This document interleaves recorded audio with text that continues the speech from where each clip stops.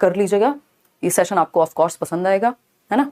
देखिएगा first question आपके सामने है और पोल भी आपके सामने प्रेजेंट हो जाएगा, जिसमें आप जवाब देंगे कि भैया क्या सही है क्या गलत है, कौन सा क्वेश्चन कौन सा ऑप्शन सही होना चाहिए। 30 सेकंड आपके पास हैं, आप पोल में आंसर आराम से कर सकते हैं, ठीक है। और आज आपको ये देखना भी है कि अगर आप जितनी तैयारी आपकी आज है उस समझ के साथ अगर आप क्वेश्चंस को आंसर करते हैं तो कितने नंबर आप ला पा रहे हैं, है ना। कैसे क्वेश्चंस बन सकते हैं एक टॉपिक से या उसके आसपास से, वो मैं कनेक्ट करके आपके साथ डिस्कस करूंगी, ठीक। देखिएगा क्वेश्चन नंबर 1 है हमारे सामने, फटाफट से समझेंगे। कल संडे है और कल की बात कल ही करेंगे या लास्ट में करेंगे, अभी पहले आप जवाब दे दीजिए। क्वेश्चन नंबर 1 पोल आपके सामने है। देखिए अगर हम बात करते हैं क्वेश्चन नंबर 1 की, तो ये क्या कहता है, चिल्ड्रन लर्न लैंग्वेज। ये क्वेश्चन हर बार आता है, आप पेपर उठा करके देख लीजिए, आपको किसी ना किसी फॉर्म में यही क्वेश्चन लैंग्वेज पर, और even same question as it is, थोड़ा सा लैंग्वेज में फर्क दे करके मिलता ही मिलता है, क्योंकि लैंग्वेज पे एक क्वेश्चन आना ही है, निश्चित है, ठीक। तो समझते हैं, children learn language with much ease up to a specific period because they are especially responsive to environmental influences in that period. This period is known as dash period of development. यानी बच्चे जो हैं वो आसानी से भाषा को सीख जाते हैं एक स्पेसिफिक पीरियड ऑफ टाइम में। इसके कई सारे नाम हो सकते हैं, इसको स्पेसिफिक पीरियड कह रहे हैं हम, बाकी अभी मैं बताऊंगी, इतने आप आंसर कर रहे हैं। तो बच्चे समय की एक विशिष्ट अवधि पर, यानी एक निश्चित समय है, एक ऐसी स्टेज है जहां वो बाकी स्टेजेस के मुकाबले आसानी से भाषा को सीख जाएंगे। बात सही है या गलत है? बिल्कुल सही है। अगर आप 25 साल की उम्र में अमेरिका जाते हैं और आपको अंग्रेजी नहीं आती है और आपका एक बच्चा है जो 5 साल का है, तो ज्यादा संभावना है कि वो आपसे बेहतर या जल्दी ही लैंग्वेज पकड़ लेगा। क्यों? क्योंकि वो उसके लिए क्या है, क्रिटिकल पीरियड है, सेंसिटिव पीरियड है, लैंग्वेज डेवलपमेंट का स्पेसिफिक पीरियड है जब लैंग्वेज डेवलपमेंट फास्टेस्ट होगा, ठीक है ना। तो समझते हैं बहुत सरलता के साथ आप इस अवधि में भाषा सीखते हैं, क्योंकि उस अवधि में वे पर्यावरणीय प्रभावों के साथ प्रतिक्रिया करते हैं, यानी एनवायरमेंट के प्रति ज्यादा रिस्पॉन्सिव होते हैं। क्वेश्चन पढ़ के समझ लिया, मतलब हाफ बैटल इज वॉन, आधी लड़ाई आपने जीत ली, ठीक। इस पीरियड को क्या कहते हैं, सेंसिटिव पीरियड कहेंगे, जोनल पीरियड कहेंगे, अटिपिकल पीरियड कहेंगे, या नॉन रिस्पॉन्सिव पीरियड कहेंगे। तो जैसा कि आप लोग सभी सही उत्तर दे रहे हैं, ज्यादातर लोग, क्या है, सेंसिटिव पीरियड ये कहलाता है, यानी संवेदनशील काल कहा जाएगा। किस चीज के लिए? अलग अलग चीजों के लिए अलग अलग संवेदनशील काल हो सकते हैं। जैसे इस बार सेंसिटिव पीरियड पूछा गया किसके लिए, न्यूरोप्लास्टिसिटी के लिए या ब्रेन प्लास्टिसिटी के लिए। उसको भी मैं भी एक बोनस क्वेश्चन के रूप में आपको यही समझा करके चलूंगी ताकि आप कंफ्यूज ना हो, ठीक। तो सेंसिटिव पीरियड कहलाएगा ये। सेंसिटिव क्यों? क्योंकि आप इस समय में, बच्चा इस समय में 2 से 6 वर्ष के समय में स्पेशली क्या है, सेंसिटिव है लैंग्वेज को सीखने के लिए। तो ये सेंसिटिव पीरियड या संवेदनशील काल कहा जा सकता है। इसको आप क्रिटिकल पीरियड कह सकते हैं कि बहुत ही महत्वपूर्ण पीरियड है। Fastest period of language development कह सकते हैं कि भाषा विकास सबसे तीव्रता से इसी उम्र में होता है, इसी सेंसिटिव पीरियड में होता है।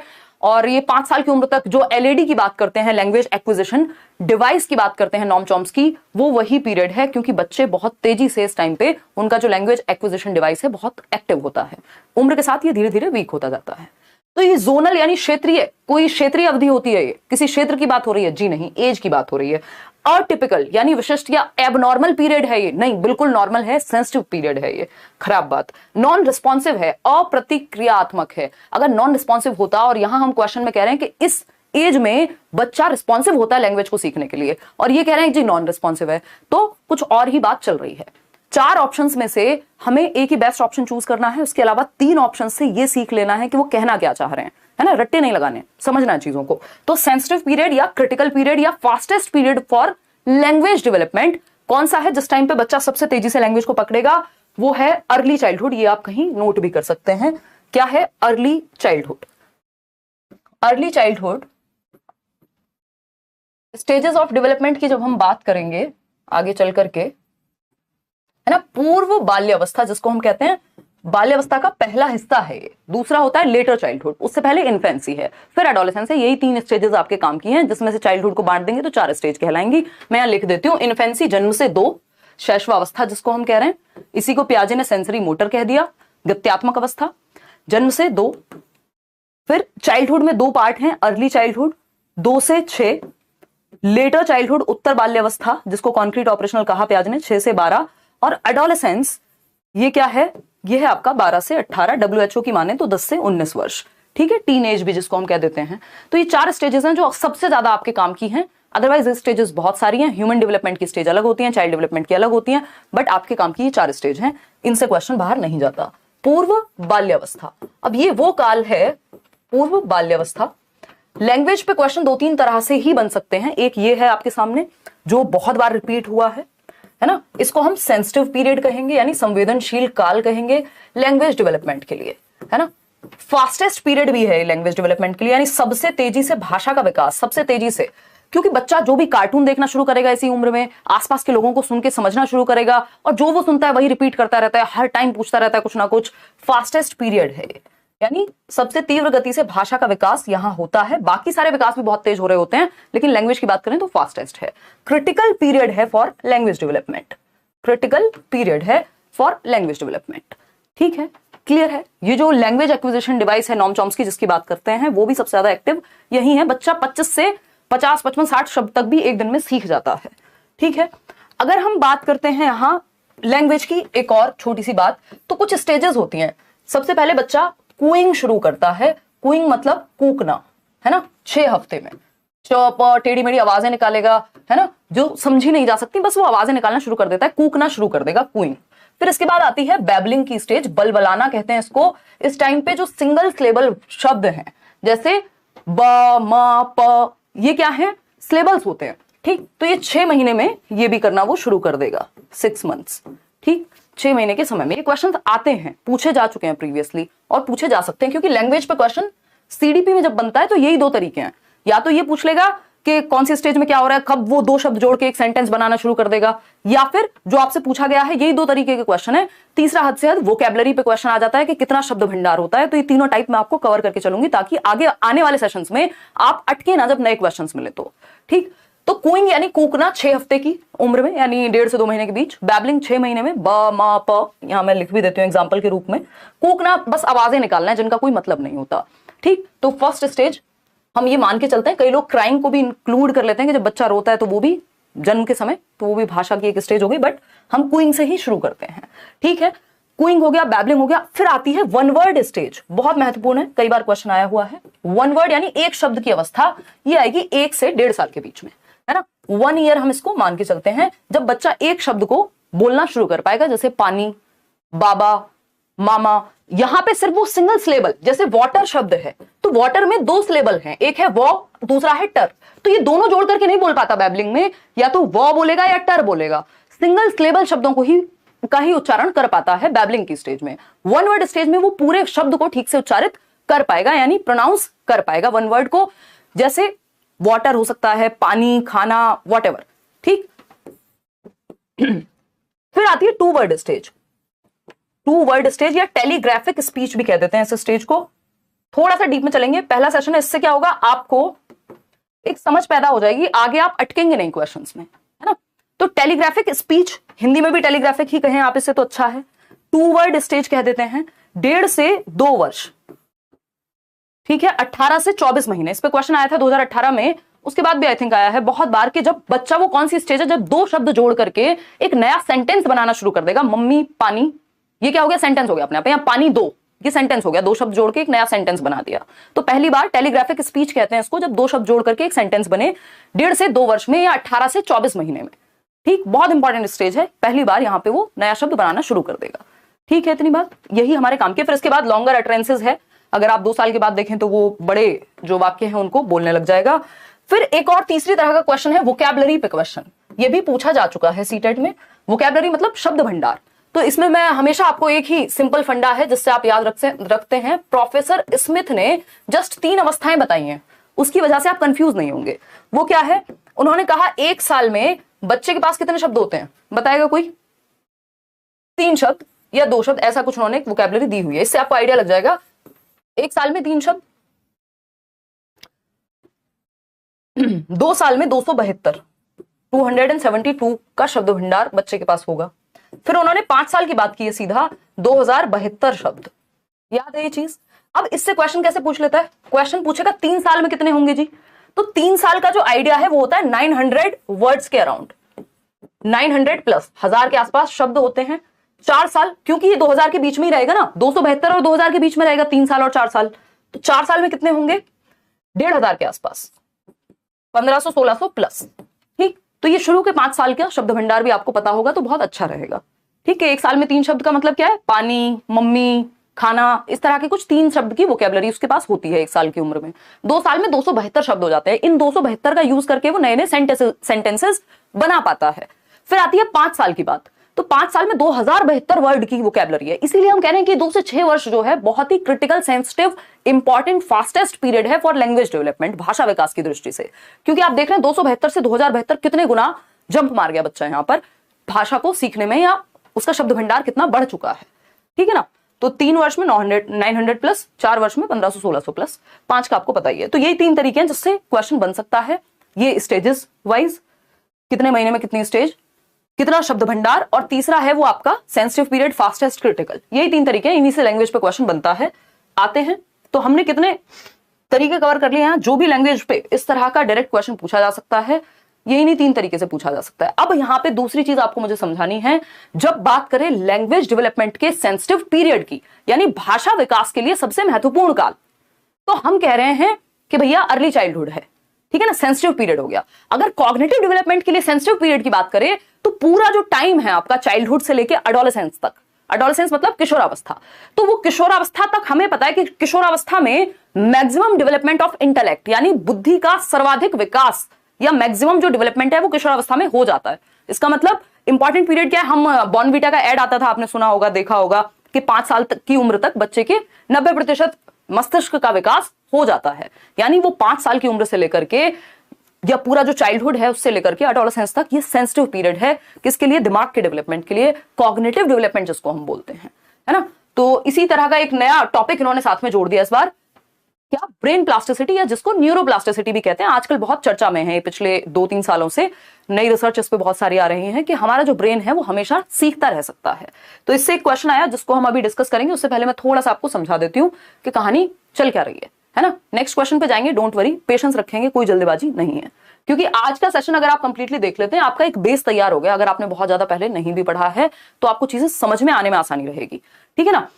तो न्यूरोप्लास्टिसिटी या ब्रेन प्लास्टिसिटी या मस्तिष्क नमनीयता कह सकते हैं आप इसको। प्लास्टिसिटी का मतलब ये नमनीयता, प्लास्टिक है कोई चीज, प्लास्टिक है मतलब जिसको तोड़ा नहीं जा सकता, इजीली मोल्ड किया जा सकता है, कोई भी शेप दी जा सकती है। तो ब्रेन प्लास्टिसिटी या न्यूरोप्लास्टिसिटी, हमारे ब्रेन में न्यूरॉन्स होते हैं जो कि विस्फोट करते रहते हैं, जिसकी वजह से हमारे न्यूरल पाथवेज बनते हैं। ये थोड़ा अपने आप में, एक छोटा सा वीडियो भी कल डाल दूंगी मैं, कल बैच में ये समझाया भी था, जो लोग बैच में हैं उनको पता होगा।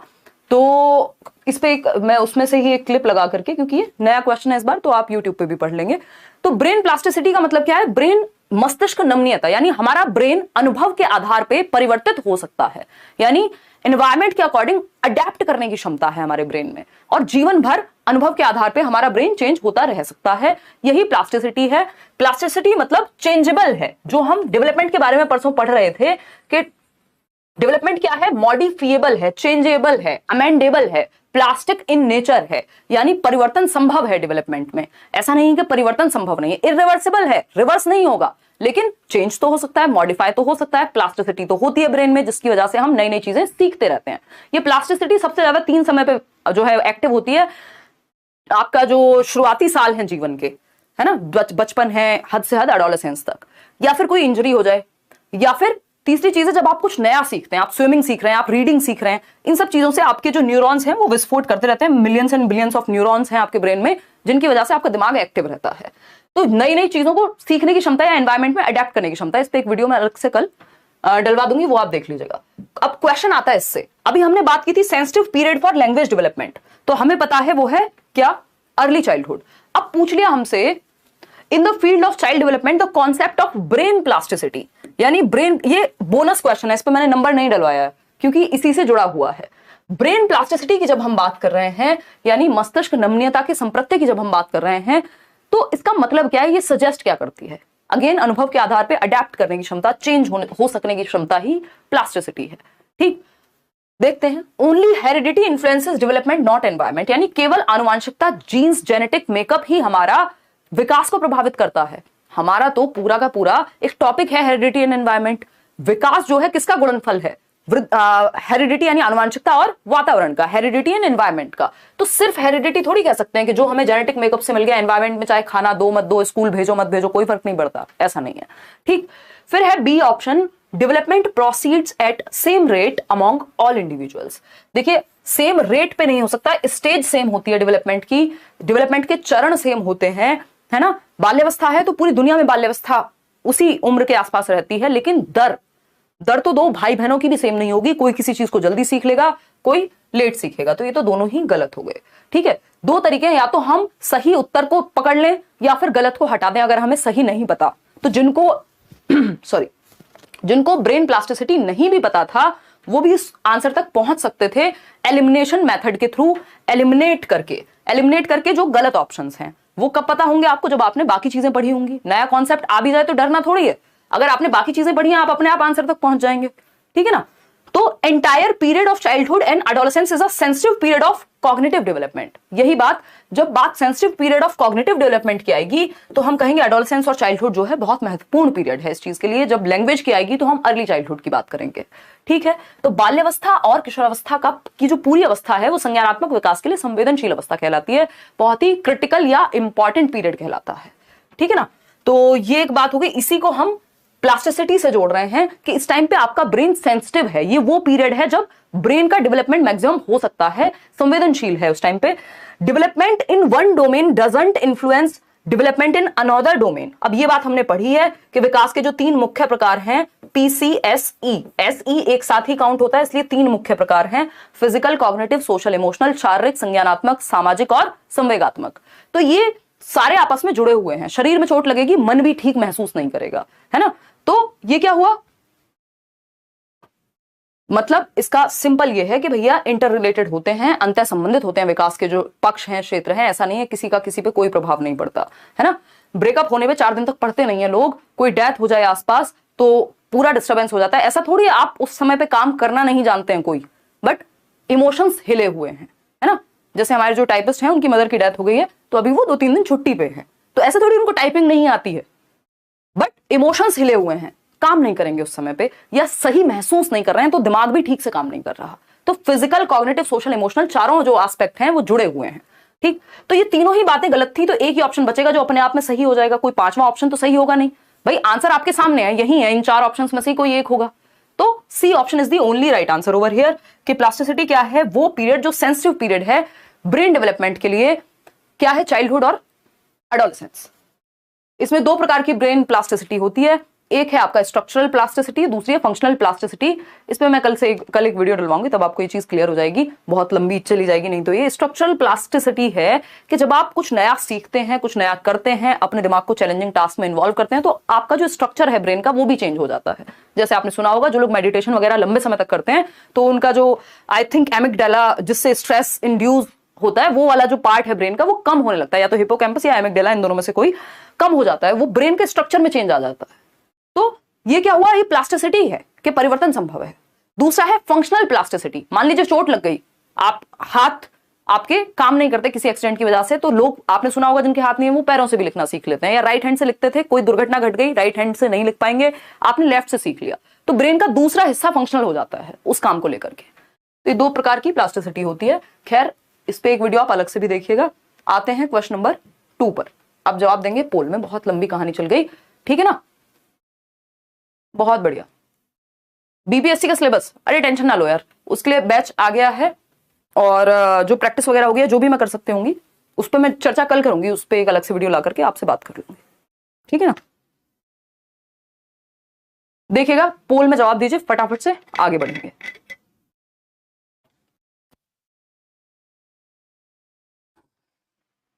ये जितने भी लोग हैं जो लाइक शेयर करना भूल जाते हैं, भैया लाइक शेयर किया करो, पॉजिटिविटी को बढ़ावा देना चाहिए, मस्त तरीके से सीखेंगे, है ना।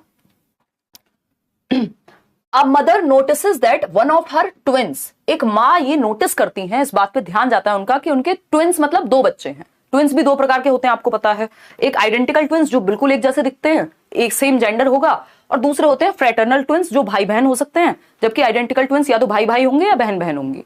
ठीक, तो जो ट्विंस हैं, ये मैं आपको रिवाइज कराने के लिए इस चीजें बीच बीच में जोड़ के समझाती हूं ताकि चीजें कनेक्टेड रहें ब्रेन में। तो ट्विंस हैं, एक मदर ये नोटिस करती है कि उनके 2 बच्चे हैं, जुड़वा बच्चे हैं, उनमें से एक जो है is progressing more quickly in learning to walk, जल्दी चलना सीख रहा है एक बच्चा दूसरे बच्चे के कंपैरिजन में। ठीक, तुलना में which principle of development is associated with this variation in learning, विकास का कौन सा सिद्धांत यहां लागू होता है। भाई विकास के कई सारे सिद्धांत है ना, विकास एक बड़ी प्रक्रिया है, तो इसको अच्छे से समझने के लिए कुछ सिद्धांत भी पढ़ते हैं हम। अगर आपने मैराथन वगैरह देखी होगी तो मैंने उसमें समझाया हुआ है अच्छे से, ठीक।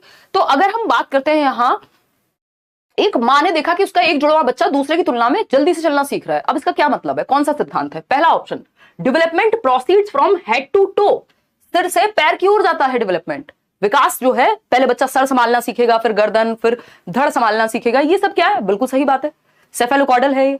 सेफेल का मतलब होता है खोपड़ी, और वहीं से बना है सेफेलोकॉर्डल, ठीक, बात तो सही है। अब पेडागोजी में ऐसा हो सकता है कि चारों ऑप्शन सही हो, लेकिन वो अपनी अपनी जगह सही है ना। भाई मेरे लिए क्या बेस्ट है, दुनिया में हर इंसान बेस्ट है। आप शादी करने जा रहे हैं, मान लेते हैं, ये एग्जांपल मैं बहुत देती हूँ, आसानी से समझ में आता है ना। दुनिया में हर इंसान बेस्ट है अपने आप में, आपके लिए क्या बेस्ट है या जरूरत किस चीज की है उस समय पे, ये देखोगे ना। तो चार ऑप्शंस में से जो सही उत्तर होगा वो क्वेश्चन के अकॉर्डिंग बेस्ट होना चाहिए ना। हमें बेस्ट ऑप्शन चाहिए, चारों सही हो सकते हैं पेडागोजी में, ठीक है ना। तो ये अपने आप में सही है, लेकिन क्वेश्चन ने हमसे ये नहीं पूछा, क्वेश्चन ने हमसे कुछ और पूछा है, ठीक। बी ऑप्शन है, development proceeds stage by stage among everyone, यानी विकास जो है वो हर चरण में बढ़ता रहता है। चलो बात तो ठीक है, लेकिन कुछ और पूछ रहे थे। फिर आता है C option, development proceeds at different pace among different individuals, अलग अलग व्यक्तियों में विकास अलग अलग गति से होता है। यही बात जो हमने थोड़ी देर पहले की थी कि गति, pace, rate of development can differ in two individuals, stage same रहती है। देखिए दो चीजें यहां पे, एक तो है स्टेज और दूसरा है, ये भी मैं आपको दे दूंगी, पीडीएफ जब आपको मिलेगी ना तो ये भी इंक्लूड करके दे दूंगी। एक चीज है स्टेज, स्टेज यूनिवर्सल होती है। डेवलपमेंट की जो स्टेजेस हैं वो यूनिवर्सल हैं, सार्वभौमिक हैं, चाहे कजाकिस्तान का बच्चा हो, चाहे वो अमेरिका का बच्चा हो, अफगानिस्तान का हो, इंडिया का हो, कहीं दुनिया का कोई बच्चा हो, विकास के चरण सेम रहते हैं। जवान होने से पहले बचपन आता है, ऐसा नहीं होता, पहले बुढ़ापा आ गया, बाद में आप अडल्ट हुए, वयस्क बने, या बाद में किशोरावस्था आई। एक सीक्वेंस है जो फॉलो होता है, ठीक है ना। तो सार्वभौमिक है, स्टेजेस सबके लिए सेम रहती हैं। क्या रहती हैं, सेम रहती हैं। लेकिन क्या एग्जैक्ट सेम डे पे दो बच्चे चल जाएंगे, कोई जल्दी सीख लेगा कोई चीज, कोई थोड़ा धीमे सीखेगा। तो जो रेट है, यानी चरण तो सेम हो सकते हैं बट दर भिन्न होती है, इसको दूसरे शब्दों में पेस भी कह सकते हैं। विकास की गति भिन्न हो सकती है, जबकि तो गति क्या है, सेम नहीं होगी, नॉट सेम फॉर ऑल, जबकि स्टेज सेम रहेगी। इन दो चीजों में जो लोग कंफ्यूज होते हैं हर साल एक नंबर गवा के आते हैं, क्योंकि एक क्वेश्चन इस पे आता ही आता है, ठीक है जी। तो विकास के जो चरण है वो सबके लिए सेम है, कि पहले इन्फेंसी होगी, फिर early childhood, letter childhood, adolescence, adulthood, old age, ये सब। लेकिन दर भिन्न हो सकती है। 2-3 साल के बच्चे जरूरी नहीं है कि दोनों सेम समय पे चलना सीखें, कोई पहले सीख लेगा, सेम समय पे बोलना सीखें, कोई जल्दी बोलना सीख लेगा, किसी को ज्यादा शब्द आते होंगे, ठीक। तो ये बात हमें समझ के रखनी है कि development proceeds at different pace among different individuals, कि विकास जो है वो अलग अलग गति से हो सकता है अलग अलग इंडिविजुअल्स में, चाहे वो जुड़वा बच्चे ही क्यों ना हो। बात सही है या गलत है, बिल्कुल सही है, ठीक। कोई दिक्कत परेशानी, दर्द, समस्या यहां तक हो तो बता दो।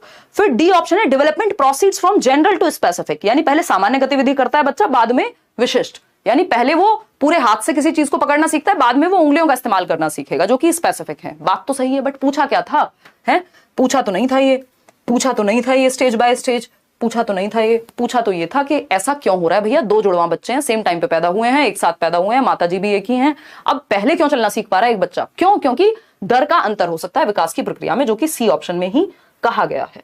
बात सही है या गलत है, बिल्कुल सही है। सी ऑप्शन पे चलते हैं, सॉरी थर्ड क्वेश्चन पे चलते हैं, हमको ज्यादा ही स्लो चल रहे हैं मुझे लग रहा है ना, बट कोई बात नहीं, समझ लेते हैं प्रॉपर तरीके से। इस एक सेशन से समझ ऐसी विकसित हो जाएगी, जब हम चीजें कर रहे होंगे टॉपिक वाइज तो समस्या नहीं होगी। पोल मिल गया होगा आपको, ठीक है ना। क्वेश्चन नंबर 3 देखिए, पोल में जवाब दीजिए, डेवलपमेंट इज डिपेंडेंट अपॉन, विकास किस पर निर्भर करता है, विकास की प्रक्रिया किस पर निर्भर करती है, फटाफट से बताइएगा। गुड इवनिंग भाई, बताइए, जवाब दीजिए, जवाब। आवाज तो कम नहीं आ रही है, देखो बहुत बढ़िया, आपका दिल से आभार, मेरा एग्जाम क्लियर हो गया है, लव यू, बहुत बढ़िया। हाँ उधर रिजल्ट आया ना शायद मध्य प्रदेश में, और पीएस टेट का भी, बहुत बढ़िया यार। देखिए तो अभी हम कितने लोग जुड़े हुए हैं, 12,153 और 6,400 लोगों ने लाइक किया। ये left hand side right hand side बराबर रखनी होती है, जितने लोग लाइव हैं उतने लोगों को लाइक करना होता है, ये यहाँ का रिचुअल है, ठीक है जी। अच्छा समझ में आता है, इससे बकवास कर रही हूं मैं। देखो एक बार क्वेश्चन नंबर 3 देखिए, डेवलपमेंट इज डिपेंडेंट अपॉन, आपने जवाब दे दिया। मैं पोल में ये नहीं देख पा रही हूँ कितने सही % लोग कर रहे हैं, वो कल से देख पाऊंगी इसमें लॉगिन करके। देखा ना एक बार, डी ऑप्शन कितने 64% लोग, यानी 64% लोग सही उत्तर दे रहे हैं। बाकी के जो है महान लोग 36% वो गलत उत्तर दे रहे हैं, इन्हीं में घूम रहे हैं वो, है ना। 36% लोग इतने आसान सवाल का जवाब गलत दे रहे हैं, जबकि 64% लोग सही जवाब दे पा रहे हैं, जबकि हमने समय खूब अच्छा खासा दिया है। अब ये सही जवाब क्यों है इसको देखना जरूरी है, ठीक। डेवलपमेंट इज डिपेंडेंट अपॉन, विकास किस पर निर्भर करता है? पहला ऑप्शन है जेनेटिक डिस्पोजिशंस पर, आनुवांशिक प्रवृत्तियों पर, यानी जो जीन्स से हमें मिला है, जो हेरिडिटी से हमें मिला है, जो हमारे डीएनए से है। बात तो सही है, उसका रोल होगा, मैच्योरिटी में भी उसका रोल होगा, इंटेलिजेंस पे भी आपकी उसका प्रभाव पड़ेगा। बात सही है गलत है? बिल्कुल सही है ना। देखो शब्दों में नहीं फंसना, वो यहां से ना पकड़ के कान यहां से पकड़ेगा, कभी बीच से पकड़ेगा, यानी लैंग्वेज का खेल होता है। टॉपिक वही है, सिलेबस सेम है इतने सालों से। सोशियो कल्चरल प्रैक्टिसेस, सामाजिक सांस्कृतिक प्रथाओं का भी प्रभाव पड़ता है। जिस समाज और संस्कृति में आप रहते हैं, उस समाज और संस्कृति का आपके विकास की प्रक्रिया पर प्रभाव पड़ता है, ऐसा वाइगॉस्की भी कहते हैं, ऐसा ज्यादातर लोग मानते ही हैं, ठीक है ना। ये हम फैक्टर्स अफेक्टिंग डेवलपमेंट में भी कर रहे थे, बैच वाले थोड़ा सा याद कर लें, या जिन्होंने यूट्यूब पे भी पढ़े हुए हैं प्रीवियस सेशंस, उनको भी ये बात पता होगी। फिजिकल एनवायरमेंट, भौतिक वातावरण, मैंने कल परसों ही बताया था किसी बैच में कि एनवायरमेंट दो तरह के होते हैं, एक होता है फिजिकल एनवायरमेंट, दूसरा होता है सोशल एनवायरमेंट। फिजिकल एनवायरमेंट क्या है? भौतिक एनवायरमेंट, पेड़ पौधे, जलवायु, अग्नि, आकाश, वॉटएवर जो भी आप कहना चाहें। तो एनवायरमेंट दो प्रकार का है। अगर हम यहां पेडागोजी में देखें तो एनवायरमेंट किस तरह का है? दो मुख्य प्रकार हैं एनवायरमेंट के, वो क्या है? ये कहीं लिखा नहीं मिलेगा, ये आपको एक्सपीरियंस से बताया जा रहा है, ठीक। एक है आपका फिजिकल एनवायरमेंट, भौतिक वातावरण जिसको हम कह रहे हैं, जो हमारा एयर, वाटर, ट्रीज, जो आप कहना चाहें, ये सब भौतिक एनवायरमेंट में आते हैं, यानी फिजिकल एनवायरमेंट में आते हैं। आपके मैप आते हैं ना, जब आप मैप लेने जाते हैं, पढ़ते होंगे, तो उसमें मैप आपके दो तरह के आते हैं, एक पॉलिटिकल मैप, एक फिजिकल मैप, जिसमें नदियां होती हैं, जिसमें लोगों की कहानियां होती हैं, दूसरे वाले, ठीक। फिजिकल और दूसरा है आपका यहाँ पॉलिटिकल नहीं है, सोशल एनवायरमेंट कह सकते हो आप, ठीक है ना, सोशियो कल्चरल भी कह सकते हो। तो सोशल एनवायरमेंट है दूसरा, सामाजिक, जिसमें लोग हैं, है ना, जिसमें लोग इन्वॉल्व हैं, ठीक, समाज जिसमें आ जाता है, ठीक। पीपल लिख देती हूं मैं यहां आसानी के लिए। दोनों ही तरह के एनवायरमेंट का प्रभाव आपके विकास पर पड़ता है। वाइगॉस्की कहते हैं सोशल एनवायरमेंट ज्यादा महत्वपूर्ण है। पियाजे को अगर आप देखेंगे तो उन्होंने फिजिकल एनवायरमेंट को भी काफी महत्वपूर्ण माना है, भौतिक वातावरण जिसको हम कह रहे हैं। तो भाई एनवायरमेंट तो किसी भी तरह का है, इंपॉर्टेंट तो है, ठीक। तो अगर हम देखें भाई सोशियो कल्चरल प्रैक्टिस की अगर हम बात कर रहे हैं, इंडिया में आप रामायण पढ़ रहे हैं, महाभारत देख रहे हैं, उसका एक प्रभाव पड़ेगा आपके विकास पे। किसी और कंट्री में आप कुछ और देखते हैं, वहां का कल्चर डिफरेंट तरीके का है, उसका कुछ और प्रभाव पड़ेगा आपके विकास पे, लेकिन प्रभाव पड़ेगा। फिजिकल एनवायरमेंट, जो भी आपके आसपास की दुनिया है, लोगों को हटा भी दें तब भी उसका प्रभाव आप पर पड़ता है, ठीक। तो आंसर क्या हो गया? तीनों ही बातें सही हैं। देखो इस तरह के ऑप्शंस में ज्यादातर चांसेस ये होते हैं कि ऑल ऑफ द अबव सही हो, यानी तीनों ऑप्शन सही हो। लेकिन हमेशा ऐसा होगा जरूरी नहीं है, बस आपको यह देखना है क्या आपको तीनों में से किसी एक को हटाने का वैलिड रीजन आपके पास है, क्या आप श्योर हैं। अगर आप श्योर नहीं है तीनों में से किसी एक को हटाने के, तो आप ऑल ऑफ दी अबव के साथ जाइए। ये बेसिक रूल होता है प्रोबेबिलिटी का जब आप क्वेश्चन सॉल्व कर रहे होते हैं। नन ऑफ दीज की संभावना कम होती है कि ओनली वन, ओनली टू। वो ओनली टू पे तब जाइए जब आप बहुत श्योर हैं कि आपको पक्का पता है बाकी के तीनों ऑप्शन गलत हैं, एक ही सही है, ठीक। ये बेसिक फंडा है। फर्स्ट, सेकंड, थर्ड सही है। यहाँ पे सिर्फ एक क्यों सही होगा, सिर्फ दोनों क्यों सही होंगे, सिर्फ ये सेकंड और थर्ड क्यों सही होंगे जब तीनों सही है? तो जब तीनों का ऑप्शन है तो हम तीनों के साथ जाएंगे। अगर तीनों का ऑप्शन ना होकर सिर्फ दो का ऑप्शन होता तो जो भी बेस्ट दो हो सकते थे हम उन बेस्ट दो के साथ जाते। तो ऑप्शंस का खेल है कि आप जवाब क्या देंगे, ऑप्शंस को देखते हुए आगे बढ़ते हैं। क्वेश्चन नंबर 4 पर पोल आपके सामने आएगा, देखिएगा। प्यारे प्याजे आपके सामने आ चुके हैं, जिनको हम प्यार से प्याजे चचा बोलते हैं। बहुत ही कम उम्र में इन्होंने अपनी रिसर्च वगैरह, पीएचडी वीएचडी, पेपर वेपर लिख लिए थे 13-13 साल की उम्र में, जब हम खाना ठीक से नहीं सीख पाते हैं, है ना। देखिएगा एक बार। तो अगर हम बात करें क्वेश्चन नंबर 4 की, फटाफट से जवाब देंगे पोल में और आगे बढ़ेंगे।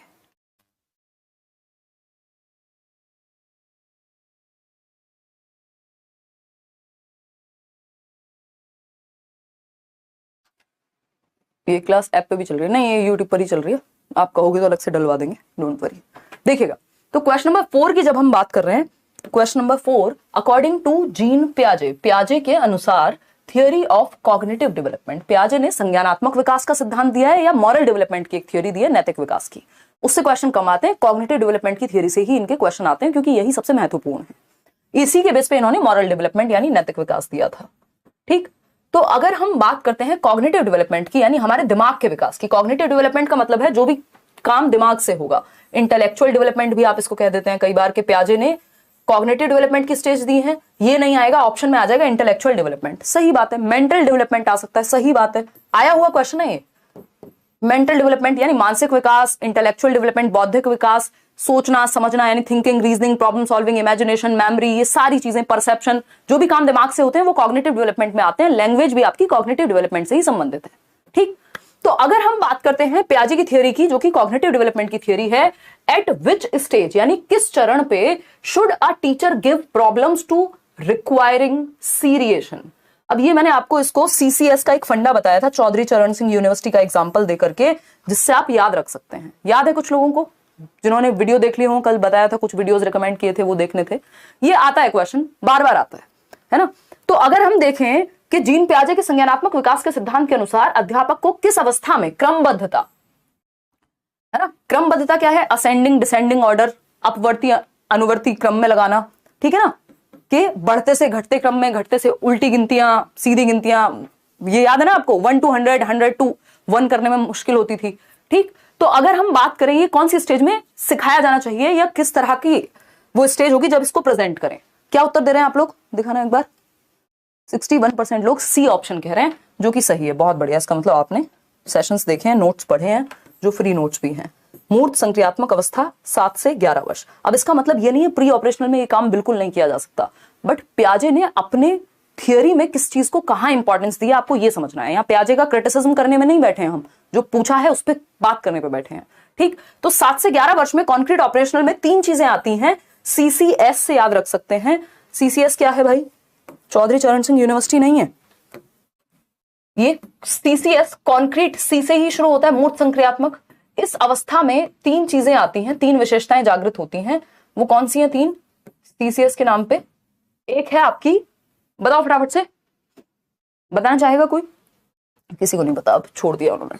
ठीक, और सीरिएशन क्रमबद्धता, छोटे से बड़े क्रम में लगाना, बड़े से छोटे क्रम में लगाना, है ना, और कंजर्वेशन संरक्षण, जिसको हम कहते हैं कि बच्चा ये समझने लगता है कि बर्तन की शेप और साइज चेंज करने पे क्वांटिटी चेंज नहीं होगी।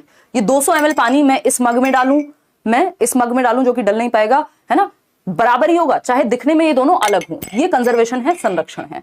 तीसरी चीज है क्लासिफिकेशन। आप लोग बिल्कुल सही लिखना शुरू कर चुके हैं, यानी जब आप क्लासिफाई, वर्गीकरण सीख जाते हैं। वर्गीकरण क्या है, मुझे पता है भैया ये ट्राइंगल की शेप है तो इसको एक साथ रखूं, ये सर्कल है तो एक तरफ जाएगा, ये स्क्वायर है तो एक तरफ जाएगा, तो स्क्वायर को स्क्वायर के साथ, ट्राइंगल को ट्राइंगल के साथ, कलर के आधार पे या दिखने के आधार पे आप अलग अलग वर्गीकृत कर पाते हैं, क्लासिफाई कर पाते हैं चीजों को। तो ये 3 क्षमताएं आती हैं आपके अंदर, कंजर्वेशन, क्लासिफिकेशन, सीरिएशन, 7 से 11 वर्ष की उम्र में। ठीक, ये ध्यान रखना है, सीधा क्वेश्चन बनेगा। आते हैं नेक्स्ट क्वेश्चन की तरफ। अभी इनकी एज पे भी एक क्वेश्चन पूछ ही लेता है। अब देखिए एक एक चीज आपके लिए इंपॉर्टेंट है, क्यों? क्योंकि इतने सारे ऑनलाइन शिफ्ट्स में पेपर होता है कि पियाजे के सारे क्वेश्चन कवर हो जाएंगे। आपसे आसान से आसान और मुश्किल से मुश्किल क्वेश्चन आपको वहां मिल जाएगा, क्योंकि पता नहीं कौन सी शिफ्ट में आपका एग्जाम हो। भाई ऑनलाइन में इतनी सारी शिफ्ट हैं तो बहुत सारे नंबर ऑफ क्वेश्चंस भी बनते हैं, तो वो आपको सारी चीजें पता होनी चाहिए। ठीक, क्वेश्चन नंबर 5 है, as per gene Piaget's theory, यानी पियाजे की थियरी की माने तो individuals strive to achieve the state of dash through assimilation and accommodation. यानी पियाजे के सिद्धांत के अनुसार व्यक्ति आत्मसातीकरण और समंजन के बीच, इसको आप एसिमिलेशन, आत्मसातीकरण और क्या कहेंगे, समायोजन के बीच बैलेंस स्ट्राइव करने की कोशिश करता है। व्यक्ति बैलेंस क्रिएट, संतुलन बनाने की कोशिश करता है। उस संतुलन को क्या कहते हैं? सालों से हम डिस्कस ही ऐसे करते आए हैं कि संतुलन क्या कहलाता है? इक्विलिब्रेशन कहलाता है। सबसे आसान क्वेश्चन है ये। क्या है ये? संतुलन यानी इक्विलिब्रेशन, इक्विलिब्रियम वाली जो बात करते हैं हम, इसको ही जो हल है वो होम्योस्टैसिस कहते हैं। खैर ये कहानी आपके सीटेट से बाहर की है, तो आप इतना ही समझिए, इक्विलिब्रेशन मतलब बैलेंस, इक्वल करना एक तरह से, ठीक है ना, बराबर। तो अभी आएंगे इस पे डिसइक्विलिब्रियम, तो यहां पे इक्वल ना होने वाली स्थिति है। ठीक, परसेप्शन हमें पता है, हमारे 5 सेंसेस हमारे ब्रेन तक जो इंफॉर्मेशन पहुंचाते हैं वो एक इमेज में क्रिएट होती है, जिसको परसेप्शन कहते हैं। मिसकॉन्सेप्शन तो गलत धारणा या भ्रम हो गई, ठीक है ना। जैसे कई लोग भ्रमित रहते हैं, उनको लगता है पढ़ने की क्या जरूरत है, सीधा पेपर दे आएंगे अक्कड़ बक्कड़ बम्बे बो करके, है ना। देखिएगा, तो संतुलन की जब बात हो रही, पूछा क्या था, पियाजे की थियरी में इंडिविजुअल्स यानी व्यक्ति जो है स्ट्राइव करता है स्टेट ऑफ बैलेंस को अचीव करने के लिए between assimilation and accommodation, assimilation और एकोमोडेशन के बीच में। ये डायग्राम मैंने आपको शायद नोट्स में भी दिया होगा, बुक में भी आपको मिल जाएगा, और ये बहुत बार हमने डिस्कस किया है। एसिमिलेशन और एकोमोडेशन के बीच में के द्वारा कि आप चीजों को, एसिमिलेशन मतलब ऐड करना, आप कुछ ऐड करके या कुछ चेंज करके, मॉडिफाई करके बैलेंस पे आना चाहते हैं, अपने दिमाग में अपने संतुलन को बना करके रखना चाहते हैं। इसी को इक्विलिब्रेशन कहते हैं। क्या है इक्विलिब्रेशन? आपके दिमाग में है कि जो आपका एरोप्लेन होता है या मान लीजिए बर्ड है, तो बर्ड के बारे में आपने सुना है कि बर्ड होती है, उड़ती है, उसके 2 पंख होते हैं, तो ये आपने एसिमुलेट किया हुआ है। मतलब जब आपने अगली बार बर्ड को देखा तो आपने कहा अरे बर्ड है, तो इसका मतलब आपके दिमाग में जो है और दुनिया में जो है वो दोनों बैलेंस में है। The thing which is in your brain and in the outside world, दोनों क्या है? बैलेंस में है ना, इक्वालिटी में है। इसी को संतुलन कह रहे हैं। अगर जो आपने देखा, मान लीजिए आपने देखा एक एरोप्लेन को और आपने उसको बर्ड कह दिया और किसी ने कहा बेटा ये बर्ड नहीं है, ये है एरोप्लेन। अब आपको पता नहीं एरोप्लेन क्या होता है, नई सिचुएशन आ गई ना, तो ये डिसइक्विलिब्रियम हो जाएगा, आपके दिमाग में असंतुलन हो जाएगा। अब आपको नहीं पता ये क्या है, और हमारा ब्रेन चाहता है कि हम बैलेंस में रहें, तो आप एकोमोडेट करेंगे, अपनी इंफॉर्मेशन को चेंज करेंगे, ब्रेन में मॉडिफाई करेंगे, एडजस्ट करेंगे, अडेप्ट करेंगे, जिससे कि आप फिर से बैलेंस में आ जाएंगे। तो यही चलता रहता है, आप चीजें ऐड करते हैं, बैलेंस में आ जाते हैं। नई सिचुएशन आती है, या तो पुरानी सिचुएशन से मैच कर जाएगा, अगर गलत कोई इंफॉर्मेशन है तो डिसबैलेंस हो जाएगी चीज। डिसबैलेंस को ठीक करने के लिए एकोमोडेशन का यूज किया जाता है। फिर कोई और नई सिचुएशन आएगी, आप एसिमुलेट कर लेंगे। ऐसे ही हमारा स्कीमा या मेंटल स्ट्रक्चर, जो मानसिक हमारी संरचनाएं हैं, वो क्या होती रहती हैं? अपडेट होती रहती हैं। स्कीमा क्या है? जो भी आपके ब्रेन में चीजें भरी हुई हैं, आपकी पूरी मेमोरी, आपकी जो भी समझ है, जो आपकी प्रीवियस नॉलेज है, जिसके आधार पे आप ये कह पा रहे हैं ये पेन है, जिसके आधार पे आप ये पढ़ पा रहे हैं, क्योंकि आपके ब्रेन में एक स्कीमा बना हुआ है, एक मेंटल स्ट्रक्चर, मानसिक संरचना बनी हुई है, जो अपडेट होती है एसिमुलेशन और एकोमोडेशन के माध्यम से। एसिमुलेशन मतलब आत्मसातीकरण और एकोमोडेशन मतलब समायोजन। ठीक है, आते हैं नेक्स्ट क्वेश्चन। क्वेश्चन नंबर 6 देखिएगा। क्वेश्चन नंबर 6 एक 6 साल का बच्चा है, मनीष। आप में से भी होगा कोई ना कोई, बट 6 साल का नहीं होगा आई बिलीव। ठीक, तो मनीष अ 6-year-old बॉय, एक 6 साल का बच्चा Manish, tends to see the world and the experiences of others from his viewpoint only. बहुत अच्छा क्वेश्चन है। यानी मनीष 6 साल का है और वो पूरी दुनिया को अपनी नजर से देखता है। कई लोग 16 साल में भी यही करते रहते हैं और 26 में भी ऐसे ही रहते हैं, वो दुनिया को अपनी ही नजर से देखते हैं बस। ठीक, तो वो जो अनुभव करता है पूरी दुनिया को या अपने वर्ल्ड में, वो अपने ही व्यू पॉइंट को लगाता रहता है हर जगह। And fails to consider others viewpoints, दूसरों के पर्सपेक्टिव को, उनके परिप्रेक्ष्य को समझ नहीं पाता। ठीक है ना। अब यहां पर ये क्या है, ये क्या रिप्रेजेंट करेगा? ये कंजर्वेशन है पियाजे के अकॉर्डिंग। भाई पियाजे पे एक ही पेपर में 4 क्वेश्चन, ये ऑफलाइन एग्जाम में नहीं होता था, ये ऑनलाइन एग्जाम में होने लग गया कि एक पेपर में 4-4 क्वेश्चन डायरेक्ट 30 नंबर में से पियाजे पे। पहले ये टोटल मिला के 4 बनते थे कि 2 क्वेश्चन सीडीपी में पूछ लिए, या एक सीडीपी में पूछ लिया, एक हिंदी पेडागोजी में पूछ लिया, एक इंग्लिश में पूछ लिया, कभी कभी मैथ्स में भी पूछ लेता है। लेकिन ये जो नई कहानी है कि एक पेपर में प्याजे भर रहे हैं तो प्याजे ही भर दिया, 3-4 क्वेश्चन में देख रहे हो वाइगॉस्की पे, तो ये और इंपॉर्टेंट हो गया। पहले नहीं तो हम ये मान के चलते थे, जैसे मैं आपको सिलेबस में भी बताती हूँ कि ये 3 से 4 नंबर का टॉपिक है, तो इस केस में इन्होंने डेवलपमेंट के क्वेश्चन कम कर दिए ये वाले सेट में। तो अब आपको सब कुछ बराबरी से पढ़ना है, अच्छे से पढ़ना है, पता नहीं है किस टॉपिक से कितने क्वेश्चन दे दें। ऑनलाइन में इनका थोड़ा सा हिल गया है मुझे लगता है, देखिएगा एक बार। तो कंजर्वेशन यानी संरक्षण, ईगो सेंट्रिज्म ये हमें पता है अहम केंद्रता है। ये तो रिवर्सिबल थिंकिंग होता है, पलट के देख पाना चीजों को। आप 1 से 100 की भी काउंटिंग कर पा रहे हैं, 100 से 1 की भी कर पा रहे हैं, ये रिवर्सिबल है। ठीक, साइंटिफिक रीजनिंग, भाई जो व्यक्ति साइंटिफिक रीजनिंग लगाएगा, जो लॉजिक लगाएगा, वो दूसरे के परिप्रेक्ष्य को क्यों नहीं समझेगा? तो ये तो गलत बात हो गई। रिवर्सिबल थिंकिंग की भी यहां बात नहीं हो रही है, बट कुछ हद तक रिवर्सिबल थिंकिंग इसमें जिम्मेदार होती है। ठीक, फिर आता है कंजर्वेशन। कंजर्वेशन अलग ही कहानी है कि शेप और साइज के बदलने से क्वांटिटी सेम रहती है। 200 ml पानी है तो उसको बाल्टी में डालो, ट्रक में डालो, रोड पे फैला दो, व्हाटएवर, वो 200 ml ही रहेगा। किसी भी बर्तन की शेप या साइज बदलने से वो 200 ml चेंज नहीं हो जाएगा, वॉल्यूम सेम रहता है। शेप और साइज के बदलने से वॉल्यूम में या मात्रा में अंतर नहीं होता। ठीक, बी ऑप्शन यानी ईगो सेंट्रिज्म यानी आत्म केंद्रीयता, ये बात बिल्कुल सही है। जब आप ईगो सेंट्रिक होते हैं, मतलब ईगो का मतलब यहां आय से है, जब आपका पूरा फोकस खुद पे ही रहता है, आप दूसरे का पर्सपेक्टिव नहीं समझ पाते। इसी को हम क्या कह रहे हैं, इसी को हम कहते हैं ईगोसेंट्रिक होना। कि बच्चा जो है, पिताजी आए ऑफिस से और पिताजी को आज निकाल दिया गया नौकरी से, भगवान न करे ऐसा हो बट हो सकता है। तो अब पिताजी का मूड खराब है, बॉस से डांट खा के आए, बच्चे को बढ़िया मैंने कहा था आपसे कार लाने को, कार तो लेके नहीं आए, वो पूरा लेट लेट के रोएगा कि मैंने कहा था कार लेके आनी थी, कार लेके आनी थी, है ना। वो उसको पता ही नहीं क्या चल रहा है। तो वो दूसरे के पर्सपेक्टिव को समझने के लिए असक्षम है उस समय पे।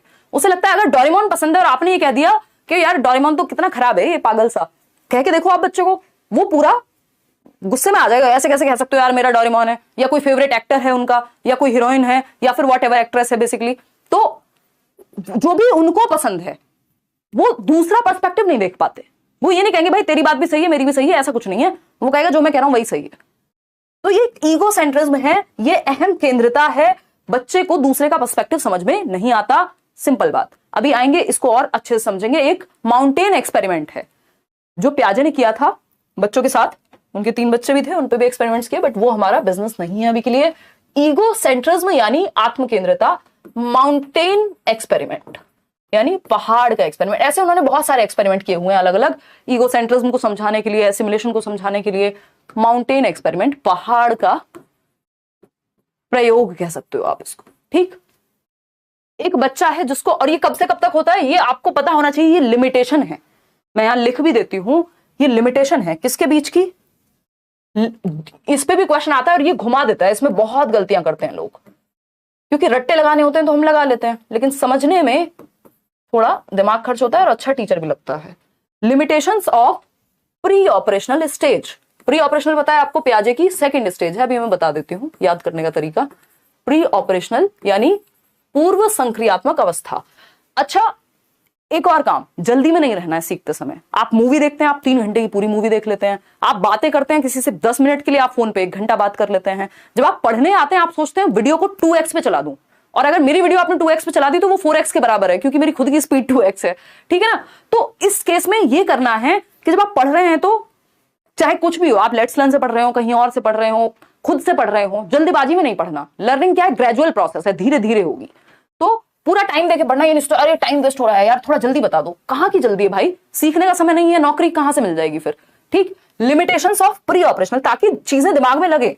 आप 2 घंटे का वीडियो 1 घंटे में देख लेंगे 2x पे, बट वो किसी काम का नहीं है अनटिल अनलेस आपने वो चीज पहले से ना पढ़ रखी हो, रिवीजन के लिए देखा हो, क्योंकि वो दिमाग में टिकेगी नहीं ना। फिर धीरे धीरे होती है लर्निंग, नहीं तो एक दिन में सिलेबस खत्म कर दें, रोज पढ़ने की क्या जरूरत। तो limitations of pre operational stage, प्याजे की प्री ऑपरेशनल स्टेज, जिसको हम 2 से 7 वर्ष मानते हैं, 2 to 7 years ऑफ एज। प्याजे की 4 स्टेजेस हैं जिनको याद रखने का सिंपल फंडा मैंने आपको बताया हुआ है। सम पीपल कांट फोकस, यानी कुछ लोगों का ध्यान लगता ही नहीं है। S for some people, C for can't focus, ठीक। ये फंडा है बेसिकली। इसको याद कैसे रखना है। एसपीसीएफ सेंसरी मोटर जन्म से 2 वर्ष, गत्यात्मक अवस्था प्री ऑपरेशनल 2 से 7 वर्ष, पूर्व संक्रियात्मक अवस्था कॉन्क्रीट ऑपरेशनल मूर्त संक्रियात्मक अवस्था 7 से 11 वर्ष। इसी को स्कूल एज, इसी को लेटर चाइल्डहुड कहते हैं, इसी को लेटेंसी कहते हैं सिगमंड फ्रॉइड। इसी को जो आपकी कॉम्पिटेंस वर्सेस कौन सी स्टेज है इसकी, इनकी एरिक्सन की, तो एरिक्सन की स्टेज है ये, एक बार याद करके बताओ फटाफट से, मतलब मैं ही भूल गई। एरिक्सन कहते हैं इसको industry versus inferiority, industry versus inferiority, ठीक। तो ये 3 नाम है इसके, ये जब हम आगे आगे पढ़ेंगे तो कनेक्ट करके बताऊंगी, अभी आपको कंफ्यूजन हो सकती है। तो एरिक्सन के अकॉर्डिंग इंडस्ट्री वर्सेस इंफीरियोरिटी जब कॉम्पिटेंस डेवलप होता है। लेटेंसी स्टेज है फ्रॉइड के अनुसार, ये भी पूछे जाने लग गए ना आप दोनों। और कॉन्क्रीट ऑपरेशनल है, इसी स्टेज इसी एज की बात हो रही है। किसके अनुसार, प्याजे के अकॉर्डिंग कॉन्क्रीट ऑपरेशनल। और अगर हम बात करते हैं नॉर्मल वे में तो यही लेटर चाइल्डहुड है। सूडो मेच्योरिटी की एज भी यही है, जो मिथ्या परिपक्वता रॉस जिसको हम कहते हैं। गैंग एज भी यही है, ठीक है। तो सबको जोड़ के लिख लेना है एक जगह पे, ठीक है। कुछ ही लोग बता पाए, इसका मतलब आप लोग काफी नए लोग हैं। प्रीवियस थ्योरीज देख लो, यूट्यूब पे भी कराया हुआ है उनको, एरिक्सन को। फ्रॉइड की अगर फॉर्मल ऑपरेशनल स्टेज की अगर हम बात करें 11 से 15 वर्ष या 11 ईयर्स एंड अबव, ठीक। ये 4 स्टेजेस हैं प्याजे की जो याद रखनी है। अब इसमें कुछ रुकावटें हैं, लिमिटेशंस हैं, प्रॉब्लम्स हैं। किसकी रुकावट ही लिख लेती हूँ, या सीमाएं कहते हैं वैसे इनको, प्री ऑपरेशनल स्टेज की सीमाएं बहुत महत्वपूर्ण। उसमें से एक है ईगो सेंट्रिज्म, जिसको हम अभी पढ़ रहे हैं, माउंटेन एक्सपेरिमेंट पढ़ेंगे। ईगो सेंट्रिज्म यानी अहम केंद्रित होना, बच्चा सेल्फ सेंटर्ड है, अहम केंद्रित है, खुद पे ही सारा फोकस है उसका, दूसरे के परिप्रेक्ष्य को नहीं समझ पाता, दूसरे के व्यू पॉइंट को नहीं समझ पाता। ठीक, दूसरी चीज और भी इस तरह की कई सारी लिमिटेशन है कि रिवर्सिबल थिंकिंग नहीं होती, इरिवर्सिबल थॉट, लॉजिक नहीं होता इस स्टेज में, तर्क नहीं होता बहुत ज्यादा, इरिवर्सिबल थिंकिंग यानी रिवर्स नहीं कर पाता चीजें, मतलब इसी वजह से कंजर्वेशन भी नहीं आ पाता, संरक्षण। ठीक है, कि वो घर से स्कूल जाने का रास्ता तो याद रहता है, स्कूल से घर आने का नहीं याद रहता। हालांकि पियाजे का इस पे क्रिटिसिज्म भी है कि अगर आप प्रॉपर ट्रेनिंग देंगे या सोशियो एनवायरमेंट, सोशल एनवायरमेंट उस तरह का होगा तो बच्चों को याद हो सकती है ये चीज इस स्टेज में भी, बट पियाजे के अकॉर्डिंग ये लिमिटेशन है ज्यादातर बच्चों के लिए इस स्टेज के। ठीक, क्या है कि आप रिवर्स नहीं कर पाते अपनी थिंकिंग को और ईगो सेंट्रिक होते हैं, यानी दूसरे के व्यू पॉइंट को समझ नहीं पाते। ये दोनों लिमिटेशंस हैं, इनको बहुत पॉजिटिव नहीं मानना है। एक बार क्वेश्चन आ गया था और इसको दूसरी भाषा में इरिवर्सिबल थिंकिंग में एक चीज होती है सेंट्रेशन, केंद्रीकरण, ये भी कह देता है। तो आया था कि टेंडेंसी टू कॉन्सेंट्रेट, अब ये पॉजिटिव है कि नेगेटिव है बताओ एक बार। तो ये नेगेटिव है, ये लिमिटेशन है इस स्टेज की कि बच्चा एक ही चीज पे सेंटर्ड है, वो किसी चीज की हाइट देखेगा तो हाइट ही देखेगा, उसकी चौड़ाई नहीं देख पाएगा, उसका रंग नहीं समझ पाएगा, उसका सारा फोकस एक चीज पे होता है। जैसे अगर आप देखते हैं दो बच्चों की जो हाइट है, मान लीजिए मैं 5 साल की हूं और मेरा एक भाई है जो 3 साल का है, बट उसकी हाइट, चलो ये तो थोड़ा ज्यादा हो गया, मेरा एक भाई है जो 7 साल का है और मेरी हाइट ज्यादा हो गई मान लो उससे, तो मैं क्या कहूंगी, या कोई भी व्यक्ति जो आप मुझे दिखाओगे जिनकी हाइट जिसकी ज्यादा होगी, मैं कह दूंगी यही बड़ा है भाई जिसकी हाइट ज्यादा है। दैट मीन्स मैं सेंटर्ड हूं एक ही चीज पे, केंद्रीकरण है मेरे थॉट का, सेंट्रेशन है कि मैं बाकी एस्पेक्ट नहीं देख पा रही। भैया एज जो उसकी डेट ऑफ बर्थ है, जैसे आपको याद होगा पहले हम समझ नहीं पाते थे, अगर किसी का डेट ऑफ बर्थ 1998 है और किसी का डेट ऑफ बर्थ है 2000, तो हमें लगता था ये वाला बड़ा होगा, ये 2000 वाला, क्योंकि हमारा सारा फोकस है आगे वाली गिनती पे, हम रिवर्स नहीं कर पा रहे थॉट को, हम सेंटर्ड है हमारा थॉट, इसी को सेंट्रेशन कहते हैं। ठीक है ना, तो ये एक बेसिक बात हो गई। कोई कह रहा है भाई की ज्यादा है आपसे, हाँ उसकी सच में ही ज्यादा है, तो हो सकता है किसी को देख के लगे जो छोटा बच्चा है ये भैया बड़े होंगे, दीदी तो जरा सी है ना, जरा सी तो नहीं हो बट हाँ यही मान सकते हो आप। ठीक, तो वही सेंट्रेशन है। अब माउंटेन एक्सपेरिमेंट ईगो सेंट्रिज्म को समझने के लिए क्या कहता है, एक बच्चा है जो इधर बैठाया गया, इसका नाम कुछ भी रख देते हैं, इसका नाम सुषमा नहीं रखेंगे, वैसे रख सकते हैं हम, जेंडर स्टीरियोटिपिकल तो है नहीं हम, तो इस बच्चे का नाम आज हम सुषमा रख देते हैं। ठीक है, हम जेंडर स्टीरियोटाइप को चैलेंज कर रहे हैं। ठीक, और ये बच्चा है जिसका नाम रॉबिन रखते हैं हम। ठीक है ना, ये मत पूछ लेना रॉबिन कौन है। देखिए, तो अगर हम बात करें, ये काल्पनिक नाम है। अब सुषमा जो है बेसिकली उन्होंने कहा इस बच्चे से कि तो सबसे क्लोजेस्ट जो पहाड़ है वो कौन सा है, उन्होंने कहा भाई ये सबसे बड़े वाला। अब कहा कि एक बार उसके व्यू पॉइंट से बताओ, जो ये इधर डॉल बैठी हुई है या रॉबिन बैठा हुआ है, रॉबिन को सबसे बड़ा पहाड़ कौन सा नजर आ रहा होगा, सबसे क्लोज पहाड़ कौन सा नजर आ रहा होगा, सबसे पास कौन सा होगा। अब ये व्यक्ति या सुषमा जो है हमारा, वो रिवर्स नहीं कर पा रहा, वो कह रहा है भैया जो मुझे बड़ा नजर आ रहा है, जो मेरे सबसे पास है वही उसके पास होगा। ये इमेजिन नहीं कर पा रहा, ये इमेजिनेशन की प्रॉब्लम है ना, एब्स्ट्रैक्ट थिंकिंग नहीं आई अभी, रिवर्स नहीं कर पा रहा कि मैं अगर उधर बैठूं तो क्या बड़ा दिखेगा या पास कौन सा दिखेगा। बच्चों के लिए बड़ी प्रॉब्लम है, आपको लग रहा होगा क्या मजाक चल रहा है ना। तो अब ये यहां बैठ के नहीं देख पा रहा, ये कह रहा है यही होगा सबसे पास, रॉबिन के भी पास यही होगा जो मेरे पास है, जबकि ऐसा नहीं होता। इसका मतलब आप सेंटर्ड हैं किसी एक थॉट पे, आपको लग रहा है दुनिया सारी आप ही के अराउंड घूम रही है। ठीक है ना, खैर ऐसी बातें बीच बीच में करते रहेंगे। सुषमा और रॉबिन को अभी के लिए विराम देते हैं, नेक्स्ट क्वेश्चन पे पहुंचते हैं। क्वेश्चन नंबर है 7। आज ये सेशन खत्म हो जाएगा या नहीं, चलिए कोई बात नहीं, बहुत ही जरूरी कॉन्सेप्ट्स थे जो हमने किए हैं और बहुत संख्या में आप लोग इस समय में बने हुए हैं। रात के समय कई लोगों को स्कूल जाना होता है, कई लोगों के बच्चों को स्कूल जाना होता है, कई लोगों को खुद स्कूल जाना होता है, कई लोगों को सुबह उठना होता है। 7th फेज की बात कल करेंगे, करियर विल पे बैच आ चुका है, वो आप ज्वाइन कर सकते हैं।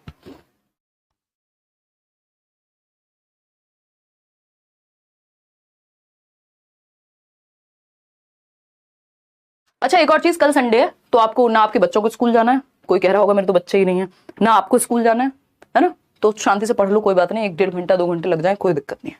देखिए 30 क्वेश्चन हमें टोटल करने हैं। अकॉर्डिंग टू लॉरेंस कोहलबर्ग के अनुसार, an individual eight law and order orientation of moral development will believe that, यानी जब हम कोहलबर्ग की बात करते हैं तो एक व्यक्ति है जो नैतिक विकास की कानून एवं व्यवस्था चरण में है, जो कि कौन सी स्टेज होती है, याद आ रहा है किसी को, law and order stage 4th stage. ठीक है जी, 4था चरण, जबकि टोटल स्टेजेस कितनी है, 6 स्टेजेस हैं, लेवल कितने हैं, 3 हैं, हर एक लेवल पे 2 स्टेज हैं, तो 3 दूनी होते हैं 6। ठीक है ना, 3 2 जा 6 अंग्रेजों के लिए, ठीक, बताइए एक बार, बी ऑप्शन कह रहे हैं कई सारे लोग। चलिए समझते हैं। Laws and rules must be obeyed to please others, but ये तो good boy good girl orientation होता है। जब मुझे दूसरों के सामने अच्छा बन के दिखाना है तो मैं रूल्स को मान रही हूं। क्यों? क्योंकि पापा कहेंगे अरे हमारी बेटी तो बिल्कुल स्पीड लिमिट में बाइक चलाती है। देख रहे हो, जेंडर नॉन स्टीरियोटाइपिंग एग्जांपल्स दे रही हूं मैं आपको, ये नहीं कह रही बेटा बाइक चलाता है। ठीक है, तो अगर हम बात करें laws and rules must be obeyed to please others, तो ये good boy good girl orientation है, जब आप अच्छा दिखने के लिए कोई काम कर रहे हैं। और जब पिताजी ना देख रहे हो, पिताजी पीछे ना बैठे हो, तो वही बेटी जो है लिटा लिटा के बाइक चलाती है ना, रिकमेंडेड नहीं है। अभी एक न्यूज आई थी, बहुत खतरनाक होती है ओवर स्पीडिंग। देखिए बी ऑप्शन देखते हैं, laws and authorities must be obeyed so that social system is maintained, यानी जो नियम और कानून हैं उनका पालन इसलिए किया जाना चाहिए ताकि समाज में एक नियम बना रहे, एक व्यवस्था बनी रहे। अगर हर कोई रेड लाइट तोड़ेगा तो रुकेगा कौन रेड लाइट पे, और फिर एक्सीडेंट ज्यादा होंगे, केओस हो जाएगा, ऑर्डर नहीं फॉलो हो पाएगा, समाज में एक नियम नहीं बना रह पाएगा। बात तो सही है। ठीक, laws and rules must be obeyed to avoid punishment, ये पहली स्टेज है, फर्स्ट। जो आपकी कौन सी स्टेज है? पनिशमेंट एंड ओबीडियंस वाली, कि आप बात इसलिए मानते हैं कि डांट पड़ जाएगी। ये स्टेज है आपकी third, good boy good girl वाली। ठीक, laws and rules must be obeyed only if they fulfil our needs, tit for tat, second stage. ठीक है जी, तो ये ऑप्शंस देख के आपको पता लगना चाहिए, तभी कहेंगे कॉन्सेप्ट क्लियर है, अदरवाइज तो रट्टे लगाए हैं। ठीक, तो यहां पे फोर्थ स्टेज की बात हो रही थी, लॉ एंड ऑर्डर ओरिएंटेशन की, वो सिर्फ बी ऑप्शन में ही उसकी बात हुई है, बाकी तो किसी में थर्ड की, किसी में फर्स्ट की, किसी में सेकंड की। तो B option is the only right answer over here. अगर मैं थोड़ा सा आपको स्पीड में बताना चाहूं कि कोहलबर्ग की कौन सी स्टेजेस है, मैं बताती हूँ, एक मिनट रुक करके, और फिर 8th क्वेश्चन पे चलेंगे। ये सारा लिखा हुआ भी आपको मिल जाएगा पीडीएफ में ही टेलीग्राम चैनल पे। अब इससे ज्यादा क्या बच्चे की जान लोगे यार। देखो, अगर हम बात कर रहे थे कोहलबर्ग की, बहुत ही शॉर्ट में समझ लेते हैं। कोहलबर्ग ने नैतिक विकास यानी मॉरल डेवलपमेंट, मॉरल डेवलपमेंट क्या होता है? सही और गलत। अगर मॉरल डेवलपमेंट नहीं होगा तो किसी के लिए कुछ सही और गलत होगा ही नहीं, तो समाज में रहने के लिए सही और गलत बनाए जाते हैं, जिसके लिए मॉरल वैल्यूज की हम बात करते हैं। तो इन्होंने पियाजे की एक थ्योरी थी मॉरल डेवलपमेंट की, उससे इंस्पायर्ड एक थ्योरी दी, कॉपी नहीं की। तो कोहलबर्ग ने कितने 3 लेवल्स दिए, इन्होंने 3 लेवल्स ऑफ मॉरल डेवलपमेंट दिए, जिसमें हर एक लेवल पे 2 स्टेजेस थी। तो 3 levels, total number of stages हो गई 6, क्योंकि हर एक लेवल पे 2 स्टेजेस हैं। ठीक, 3 लेवल कौन से हैं? प्री कन्वेंशनल यानी पूर्व पारंपरिक, परंपराओं से पहले। कन्वेंशनल, ये वैसे जब मैं टॉपिक वाइज कराऊंगी ना तब इसको अच्छे से समझेंगे, अभी के लिए इसको छोड़ देते हैं, नहीं तो आपके सर में हो जाएगा दर्द कि एक दिन में कितना पढ़ लें। क्वेश्चन नंबर 8 पे आते हैं। Which of the following theory is given by लेव वाइगोस्की? लेव वाइगोस्की, आपके प्यारे सबसे दुलारे लेव वाइगोस्की। इनके ज्यादातर क्वेश्चन बस 3 चीजों से सॉल्व हो जाते हैं, जो मैं आपको बताती हूँ। SCL, BPL नहीं है ये, SCL है ना। याद रखने के लिए मैं आपको ये चीजें एसोसिएट कराती रहती हूँ ब्रेन में। BPL होता है ना, बिलो पॉवर्टी लाइन, तो हम SCL हमने एक बनाया हुआ है याद रखने के लिए वाइगोस्की से रिलेटेड। समाज यानी सोसाइटी, कल्चर यानी संस्कृति, और लैंग्वेज, ये 3 चीजें सबसे ज्यादा महत्वपूर्ण है इनकी थियरी में। इससे ज्यादातर क्वेश्चंस आपके सॉल्व हो जाते हैं।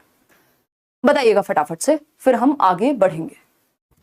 आपका लाइव क्लास पहली बार देख रहे हैं, बहुत बढ़िया। बंकेश नाम है आपका, चलिए ठीक है बंकेश, आप देखते रहेंगे, समझ में आता रहेगा, चीजें डिटेल में हम करते हैं। जल्दबाजी आपको नहीं रखनी है, जल्दी करनी है, जल्दबाजी नहीं करनी है। ठीक है, चलिए समझते हैं। तो लेव वाइगोस्की के अनुसार कौन सा सिद्धांत सही है, कौन सा एक ऑप्शन सही है? Cognitive theory of moral development. देखिए, कॉग्निटिव थियरी तो दी है वाइगोस्की ने। वाइगोस्की की थियरी, पियाजे की थियरी बात दिमाग के विकास की ही कर रही है, संज्ञान के विकास की ही कर रही है, इंटेलेक्चुअल डेवलपमेंट की ही कर रही है, मेंटल डेवलपमेंट की ही कर रही है। लेकिन पियाजे की थियरी का नाम पियाजेस कॉग्निटिव डेवलपमेंट है, वाइगोस्की की थियरी का नाम वाइगोस्की सोशियो कल्चरल अप्रोच है, सामाजिक सांस्कृतिक सिद्धांत। थियरी का नाम कॉग्निटिव डेवलपमेंट नहीं है, लेकिन जो थियरी है वो कॉग्निटिव डेवलपमेंट की ही बात करती है, संज्ञानात्मक विकास की ही बात करती है। तो मॉरल डेवलपमेंट की बात इन्होंने नहीं की, कॉग्निटिव डेवलपमेंट की है ना। ये तो फिर पियाजे या कोहलबर्ग की तरफ चला जाता है answer. Psychodynamic theory of personality development, psychodynamic लिखा हो यानी मनोगत्यात्मकवाद, साइकोसेक्सुअल लिखा हो है ना, साइको एनालिसिस लिखा हो, ये तीनों ही शब्द सिगमंड फ्रॉइड की ओर इशारा करते हैं। जिन्होंने सीटेट के बाद वाले बैच पढ़े हैं उनको ये बात पता होगी। ठीक, socio cultural theory of cognitive development, ये है वाइगोस्की, बिल्कुल सही बात। सोसाइटी, कल्चर, लैंग्वेज, इन 3 में से ही आंसर मिल जाता है। सामाजिक सांस्कृतिक सिद्धांत, ये कह रहे हैं एज वेज से फर्क नहीं पड़ता भैया, ये 7 से 11, 2 से 6 जो पियाजे कर रहे थे, ये कह रहे हैं जिस समाज और संस्कृति में आप रहते हैं, आपका अपने आसपास के लोगों के साथ इंटरेक्शन कैसा है, कैसे लोगों में आप उठते और बैठते हैं, उससे आपकी समझ निर्धारित होगी। अगर वाइगॉस्की की माने तो मैं आपके साथ यहाँ खड़ी हुई हूँ, अदरवाइज मैं आप में से कई लोगों से एज में छोटी हूँ, ठीक। लेकिन ये कहते हैं भैया एज से फर्क नहीं पड़ता, आपका जो इंटरेक्शन है उससे फर्क पड़ेगा कि आपका कॉग्निटिव डेवलपमेंट कैसा होगा।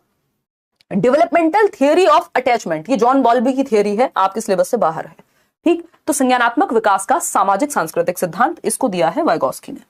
आगे बढ़ेंगे क्वेश्चन नंबर 9 पर, देखेंगे फटाफट से। क्वेश्चन नंबर 9 क्या कहता है, पोल में जवाब देंगे आप फटाफट।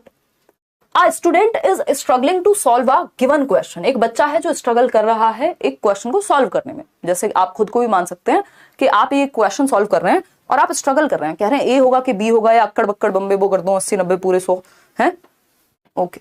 तो अगर हम बात करें यहां पर, तो as per Lev Vygotsky in this situation are teacher should, क्या करना चाहिए टीचर को जब बच्चा अटक रहा हो किसी प्रश्न को हल करने में, उसको चुनौती महसूस हो रही है, वो ठीक से सॉल्व नहीं कर पा रहा। चलिए समझते हैं।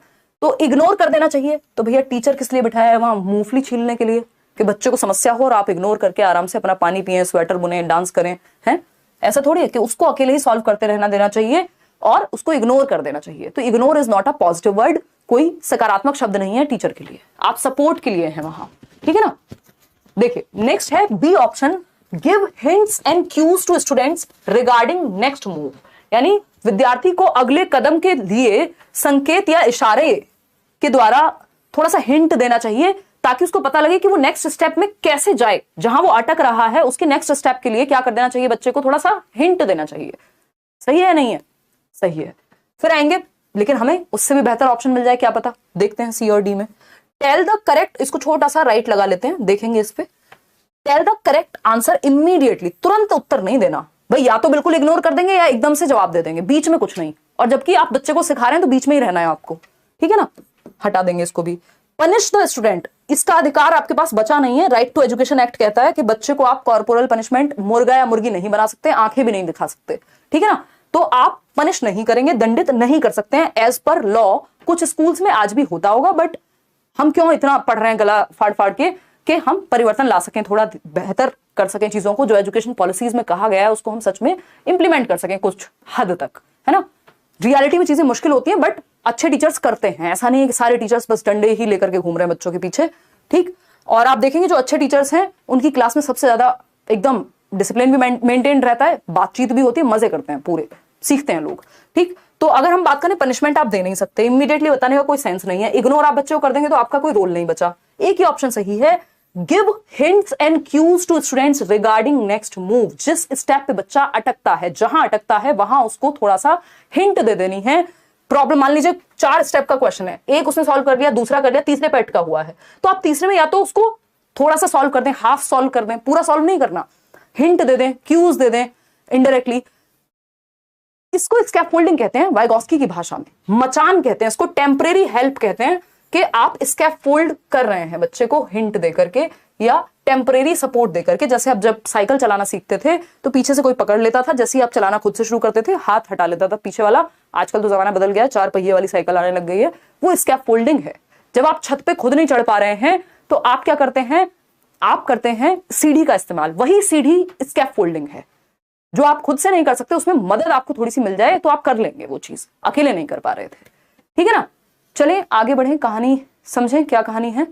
बहुत बढ़िया, देखते हैं, समझते हैं क्या कहानी है। क्वेश्चन नंबर 10, क्वेश्चन नंबर 10 क्या कहता है समझिए। अगर हम बात करते हैं क्वेश्चन नंबर 10 की, क्या कहता है बताइए एक बार पोल में जवाब दे करके। कौन है ये, बिहार टीचर सिलेबस आउट हो गया। हाँ मैंने बता दिया आज शुरुआत में ही क्लास के, ये क्लास आपकी पहले से लगी हुई थी, कल हम उस पर चर्चा करेंगे, कल संडे भी है ना। चलिए समझते हैं फटाफट से।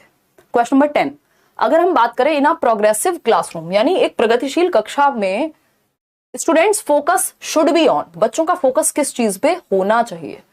एक प्रगतिशील कक्षा कक्ष में बच्चों का फोकस किस चीज पर होना चाहिए, बताइए आप फटाफट से। प्रगतिशील कक्षा, प्रोग्रेसिव, ये वर्ड बहुत ज्यादा पॉजिटिव है। प्रोग्रेसिव मतलब आगे की ओर बढ़ना, मॉडर्न टाइम्स की तरफ बढ़ना, बेहतरी के लिए आगे बढ़ना, प्रगति के लिए आगे बढ़ना। शब्द में ही लिखा हुआ है प्रगतिशील, यानी आप प्रगति की ओर बढ़ रहे हैं, ठीक। तो जो प्रगति की ओर बढ़ने वाली शिक्षा है, अगर आपको कुछ भी नहीं पता तब भी आप इसका जवाब ढूंढ पाएंगे। कंपीटिंग विद देयर पीयर्स, यानी कॉम्पीट कराएंगे। अरे देखो शर्मा जी का बेटा वर्मा जी के बेटे से अच्छा है, तुम कितने खराब हो, ये करेंगे हम। ये सही तरीका नहीं है। होता आया है समाज में, आज भी होता है और कुछ समय तक, या मुझे लगता है कि अभी भी होता रहेगा कुछ समय तक, लेकिन परिवर्तन आ रहा है। तो कॉम्पीट नहीं करेंगे, ये कोई भी अच्छा तरीका नहीं है, प्रोग्रेसिव तरीका नहीं है, तो ट्रेडिशनल तरीका है, पारंपरिक तरीका है, जमानों से चला आ रहा है कॉम्पिटिशन। तो कंपटीशन से ज्यादा जरूरी क्या है? कोलैबोरेशन है, सहयोग है, ग्रुप में सीखे बच्चा, कोऑपरेट करे। रोट मेमोरी, रटंत विद्या चलंत नहीं, rote memorising as much as possible. भैया जितना हो रट्टे लगवा दो, कंठस्थ करा दो, फिर वो पेपर में जाके फेल हो जाते हैं सीटेट जैसे एग्जाम में, जो कि एक बेसिक अंडरस्टैंडिंग आपकी कॉन्सेप्ट चेक करता है। क्यों? क्योंकि कॉन्सेप्ट हमने पढ़े ही नहीं थे, हमने तो बस पेपर में पेजेस भरे थे। ठीक, तो रोट मेमोराइजेशन से भी काम नहीं चलने वाला। Winning tangible reward such as trophy. देखिए रिवॉर्ड्स कोई बहुत अच्छा तरीका नहीं है, आप कभी कभार रिवॉर्ड्स दें समझ आता है, लेकिन सिर्फ रिवॉर्ड्स के बेसिस पे लर्निंग कराना लालच वाली बात है। एक टाइम पे जब आपको रिवॉर्ड्स नहीं मिलेंगे, आप बच्चे को कहते हैं बेटा स्कूल जाओगे ट्यूशन जाओगे तो एक चॉकलेट मिलेगी, वो चला गया। फिर आप जो कह रहे हो कि फिर से ट्यूशन जाओगे तो चॉकलेट मिलेगी, एक हफ्ते तक चला, एक हफ्ते बाद वो कह रहा है यार अपनी चॉकलेट अपने पास रखो, मैं तो खेलने जा रहा हूं। तो रिवॉर्ड एक टाइम के बाद फर्क नहीं पड़ता रिवॉर्ड का, फिर ये शुरुआत में ठीक रहता है या कहीं कहीं पे ठीक रहता है बीच बीच में। कंस्ट्रक्टिंग द, और ये बहुत ट्रेडिशनल तरीका है, पारंपरिक तरीका है, ये आज से नहीं जमानों से लोग यही करते आ रहे हैं, reward and punishment. Constructing the knowledge with active participation, ये नया तरीका है, ये मॉडर्न वे ऑफ लर्निंग है, ये प्रोग्रेसिव थॉट है, ये प्रगतिशील बात है कि आप बच्चे को एक्टिवली पार्टिसिपेट करा दीजिए ज्ञान की संरचना में। सक्रिय भागीदारी द्वारा ज्ञान का सृजन करना, यानी जब बच्चा खुद से इन्वॉल्व होगा, जैसे आप अभी इन्वॉल्व हैं, आपको किसी ने बुलाया तो नहीं जबरदस्ती, है ना, कोई पैसे वैसे देके बुलाया हो, किसी को 2-4 रुपए गए हो कहीं से, है, किसी ने ये भी नहीं कहा, बल्कि आप मेरे पीछे पड़े हुए हैं इतने दिनों से, मेरा गला खराब था, मैं बीच में कहीं गई हुई थी कि कब क्लास लोगे कब क्लास लोगे। इसका मतलब आप एक्टिवली पार्टिसिपेट होने के लिए सेल्फ मोटिवेटेड हैं, है ना। मैं और आप अभी मिलकर के सीख रहे हैं, ऐसा नहीं मैं कुछ आपके दिमाग में भर दे रही हूं, वो ट्रेडिशनल वे है, वो चाइल्ड सेंटर्ड वे नहीं है कि जब टीचर आए और दिमाग में भर दे, बच्चे खाली बर्तन है ना, जैसा जॉन लॉक कहते थे, ऐसा नहीं है। ये क्या है? बच्चे और शिक्षक मिलकर के जब वो एक्टिवली पार्टिसिपेट करके सीखते हैं, ठीक है, जब वो इन्वॉल्व होते हैं किसी चीज में, जिस चीज में आपको मजा आता है, जिस चीज में आप इन्वॉल्व होते हैं, उसमें आप बेहतर सीखते हैं। सबसे बेहतर फंडा है, सारे क्वेश्चंस आप सॉल्व कर पाएंगे जो भी चाइल्ड सेंटर्ड एजुकेशन के होंगे, जो भी आज के कंस्ट्रक्टिविज्म के क्वेश्चन होंगे, और बहुत क्वेश्चन ऐसे आते हैं। आपको ढूंढना है सबसे ज्यादा एक्टिव बच्चा किस ऑप्शन में है, तो जहां बच्चा एक्टिव है मतलब बल्ले बल्ले मजे आ गए, ठीक है। तो एक्टिव पार्टिसिपेशन के थ्रू आप ज्ञान का निर्माण कराते हैं, जिस चीज में आप खुद से इन्वॉल्व होते हैं उसको आप बहुत बेहतर तरीके से सीखते हैं और भूलते नहीं है। क्वेश्चन नंबर 11 देखिएगा। तो ये प्रोग्रेसिव एजुकेशन की मैं बात करती हूँ, एक मिनट अभी पोल में दीजिए। अगर हम बात करें यहाँ पे प्रोग्रेसिव एजुकेशन की, तो इसके बारे में 2 शब्द जान लेना जरूरी है। प्रोग्रेसिव क्लासरूम, इस पे क्वेश्चन हमेशा आता है। लर्निंग बाय डूइंग की बात करता है, एक्टिव कंस्ट्रक्शन के बच्चे को एक्टिव रखने की बात करेगा। लर्निंग बाय डूइंग, करके सीखना। जॉन डूई इसकी बात करते हैं, प्रोग्रेसिव स्कूल्स खोले थे उन्होंने और उनकी वाइफ ने शिकागो में, अमेरिका के अंदर 20th सेंचुरी में, 1900s के अराउंड, और उनको यूनिवर्सल एलिमेंट्री स्कूल्स भी कहा गया था, लैब स्कूल्स भी उनको कहा गया था। ये क्वेश्चन भी पूछा जा चुका है कि लैब स्कूल्स, तो लैब स्कूल्स की स्थापना प्रोग्रेसिव एजुकेशन के लिए की गई थी। प्रोग्रेसिव एजुकेशन ये मानता है कि learning is a social activity, यानी बच्चे को ग्रुप में सिखाना चाहिए और एक्टिविटी करके सक्रिय रखना है उनको। लर्निंग बाय डूइंग होनी चाहिए। कौन कह रहे हैं? जॉन डीवी, जिनको हम कह देते हैं हिंदी में, या जॉन डूई, अमेरिकी शिक्षा शास्त्री कह सकते हो आप इनको। इन्होंने बहुत प्यारे प्यारे काम किए हैं एजुकेशन में। ये कहते हैं education is life itself, present life के लिए सिखाना है आपको। शिक्षा जीवन के जैसी होनी चाहिए। ये नहीं है कि जीवन जीना बाद में सीख रहे हैं, शिक्षा में कुछ और ही पढ़ लिया था, रट्टे लगा लिए थे, वो जीवन में काम ही नहीं आया, ठीक। तो education is life itself, John डूई कहते हैं। क्वेश्चन नंबर 11 देखिएगा। क्वेश्चन नंबर 11 क्या कहता है भाई? Which of the following is not one of the multiple intelligences proposed by Harvard gardener. Harvard gardener पे भी एक क्वेश्चन आता ही आता है, निश्चित रूप से आएगा। और आजकल जैसे मैं ये शब्द बोलना नहीं चाह रही हूँ, है ना, जो भी खाना वाना खाया हुआ है सीबीएसई वालों ने, तो वो एक टॉपिक से जो 1 नंबर का आता था उससे कई क्वेश्चंस जो है वो दे रहे हैं, है ना। तो अब आप समझ सकते हैं कि थोड़े से हिल गए हैं। तो हो सकता है गार्डनर से अभी एक क्वेश्चन आता है, कल को 2-3 आ जाए, ठीक। तो अगर हम बात करें which of the following is, ये कौन है जो लाल आंखें दिखा रहा है हमको, है? कोर्स लिया सीटेट का पेपर 2 के लिए, मुझे नेक्स्ट टाइम एग्जाम देना है, क्या नेक्स्ट टाइम के लिए हेल्पफुल होगा? अरे बिल्कुल होगा यार, रोज आसानी से सिलेबस थोड़ी चेंज होगा, और फिर लिया है तो फिर कुछ सोच के लिया होगा ना, तो टेंशन नहीं लेनी है। अभी तो 1 साल तक वैलिडिटी होती है ना, या मतलब जब तक भी नेक्स्ट सीटेट आएगा। देखो अगर हम बात करते हैं मल्टीपल इंटेलिजेंस का हिस्सा नहीं है। जिस क्वेश्चन में नॉट लिखा हुआ हो, जिस क्वेश्चन में लीस्ट लिखा हुआ हो, जिस क्वेश्चन में एक्सेप्ट लिखा हुआ हो, हिंदी में कहें तो नहीं, सिवाय, अलावा, ये शब्द जहां लिखे होते हैं उस क्वेश्चन का आंसर थोड़ा सा ध्यान रख करके दिया जाता है। 3 इडियट वाले कान खड़े कर लिए जाते हैं और ध्यान से आंसर करते हैं। क्वेश्चन आसान होता है बट फंसने के चांसेस होते हैं, क्योंकि हम नॉट पढ़ना ही भूल जाते हैं। हम इतनी भावनाओं में बह जाते हैं क्वेश्चन को सॉल्व करते हुए कि दिक्कत हो जाती है। ठीक है ना, हो जाएगा गीता, इतने मैराथन देखो, नोट्स दिए हैं वो पढ़ो, बाकी सब्जेक्ट्स में भी अच्छा स्कोर होगा, डोंट वरी, है ना। मैं मैराथन भी कराऊंगी एंड में, टेंशन क्यों लेते हो। देखो, तो मल्टीपल इंटेलिजेंस का हिस्सा नहीं है। मल्टीपल इंटेलिजेंस एमआई बोलते हैं इसको। ये एमआई वो फोन वाला एमआई नहीं है, मल्टीपल इंटेलिजेंस। इनकी एक बुक थी जिस बुक का नाम था फ्रेम्स ऑफ माइंड, 1983 में आई थी। उसमें 7 प्रकार की बुद्धि बताई थी इन्होंने, बाद में ऐड हो गए 8, 9 भी हैं, अभी 10, 11, 12 तक भी हैं, लेकिन जो एनसीईआरटी है वो 8 प्रकार को ही आज भी मानती है। तो मल्टीपल इंटेलिजेंस मतलब बहुबुद्धि, यानी बुद्धि के कई प्रकार हो सकते हैं, जिसमें से 8 प्रकार की बात इस थियोरी में हुई है। ठीक, अब ये 8 प्रकार में कौन सा शामिल नहीं है? लिंग्विस्टिक, भाषक बुद्धि बिल्कुल शामिल है। अगर आपने प्रीवियस वीडियो देखी होगी तो आपको ये पता होगा कि भाषक बुद्धि में मैं बहुत बार एग्जांपल देती हूँ कि जो आपके पोइट्स होते हैं या फिर जो भी लिखने वाले लोग हैं, है ना, वो सब क्या है, लिंग्विस्टिक इंटेलिजेंस का पार्ट है, जिनका भाषा पे पकड़ अच्छी होती है। इमोशनल इंटेलिजेंस, खुद सोचिए, स्पेशियल इंटेलिजेंस, इसमें आर्किटेक्ट आ जाएंगे आपके। ठीक, musical intelligence, A R Rahman का एग्जाम्पल बहुत बार दिया जाता है, तो म्यूजिकल भी है, स्थानिक बुद्धि, संगीतीय बुद्धि, ये सब है। लेकिन emotional intelligence is not the part of multiple intelligence theory. Emotional intelligence अपने आप में एक अलग कॉन्सेप्ट है, जिसपे एक बुक भी है, भावनात्मक बुद्धि या इमोशनल इंटेलिजेंस, जो कि डेनियल गोलमैन ने उस बुक का नाम दिया है। और आई थिंक जॉन मेयर करके एक व्यक्ति हैं, मेयर एंड सेवॉय करके व्यक्ति थे, 1990s में ये येल यूनिवर्सिटी के प्रोफेसर थे, जिन्होंने पहली बार इस कॉन्सेप्ट को दिया था, इमोशनल इंटेलिजेंस को, कि जिन लोगों का इमोशंस पे कंट्रोल होता है, अपनी भावनाओं पे नियंत्रण होता है, उनके प्रति वो अवेयर होते हैं, यानी इमोशनल अवेयरनेस होती है, इमोशनल मैनेजमेंट होता है, कंट्रोल करना जानते हैं, दिशा देना जानते हैं इमोशंस को, वो इमोशनली इंटेलिजेंट हैं। जो हर चीज पे आंसू ही बहाते रहते हैं, वो उनको कहेंगे इमोशनली इंटेलिजेंट, कम है वो इंटेलिजेंट, है ना। तो ये अलग से कॉन्सेप्ट है, ये गार्डनर इसकी बात नहीं करते। हालांकि जो व्यक्ति इंट्रापर्सनल इंटेलिजेंस रखता होगा उसमें इमोशनल इंटेलिजेंस भी होगी, लेकिन अलग से इन्होंने बात नहीं की, तो ये गलत हो जाएगा। तो जो गलत है वही सही है, क्योंकि पूछा ही गलत था, बी ऑप्शन गलत था, वही सही है। अगेन पूछा गलत था। ये 8 प्रकार हैं बुद्धि के, ये आप हम धीरे धीरे जब डिस्कशन करेंगे। ये आपका फेवरेट क्वेश्चन, जिसमें आधे लोग ढेर हो जाते हैं, असर्शन और रीजनिंग के क्वेश्चंस। ठीक है, कि कथन और कारण के क्वेश्चंस। एक कथन है, दूसरा कारण है, कथन सही है कि कारण सही है, कि दोनों सही है या दोनों गलत है या कोई एक गलत है, ये 4 संभावनाएं इसमें होती हैं। बताइएगा, फटाफट से बताइएगा। ये कौन बातें कर रहा है भाई? ध्यान मत दीजिएगा, हैं, हम यहाँ ऐसे ही गला फाड़ रहे हैं। आशिकी कर लो कमेंट्स में, है। देखिएगा, अगर हम बात करें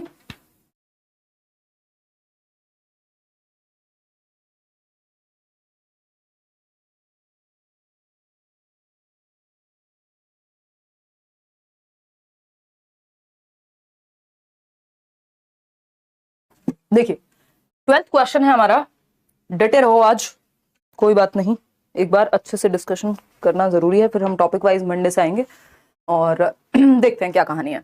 असर्शन कथन क्या है? According to the national education policy 2020, यानी राष्ट्रीय शिक्षा नीति 2020 के अनुसार, all children up to the 5th standard, यानी 5वीं कक्षा तक जो बच्चे हैं, सभी बच्चे 5वीं कक्षा तक, 5th स्टैंडर्ड तक, should be given education in their mother tongue, मातृभाषा में उनको शिक्षा दी जानी चाहिए, यानी जो भी भाषा उनके घर पे बोली जाती हो उसी में उनको पढ़ाया जाना चाहिए।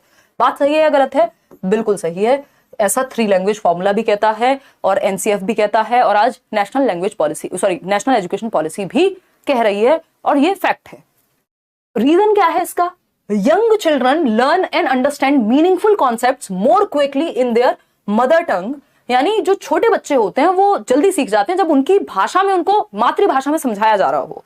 भाई, अगर आप मुझे मेरी भाषा में समझाएंगे तब तो समझ आएगा, जो भाषा मुझे आती ही नहीं है अगर आप उसमें समझाना शुरू कर देंगे तो मुझे कठिनाई होगी। तो इसीलिए कहा गया है कि छोटे बच्चे जो होते हैं उनको मातृभाषा में पढ़ाओ, क्योंकि मातृभाषा में आप, एक तो स्कूल उनके लिए नई जगह है जब वो छोटे हैं, दूसरा आप उनकी भाषा में भी नहीं पढ़ा रहे तो वो कनेक्टेड ही महसूस नहीं करेंगे। ठीक है, तो ये दोनों बातें सही है कि अर्थपूर्ण लगती है वो चीज जिसको हम समझ पाए, तो बात तो सही है, तो ये भी सही है, यानी दोनों सही है। ये सबसे बेस्ट सिनेरियो होता है कि जब दोनों सही हो, आपको ज्यादा दिमाग लगाना नहीं पड़ता।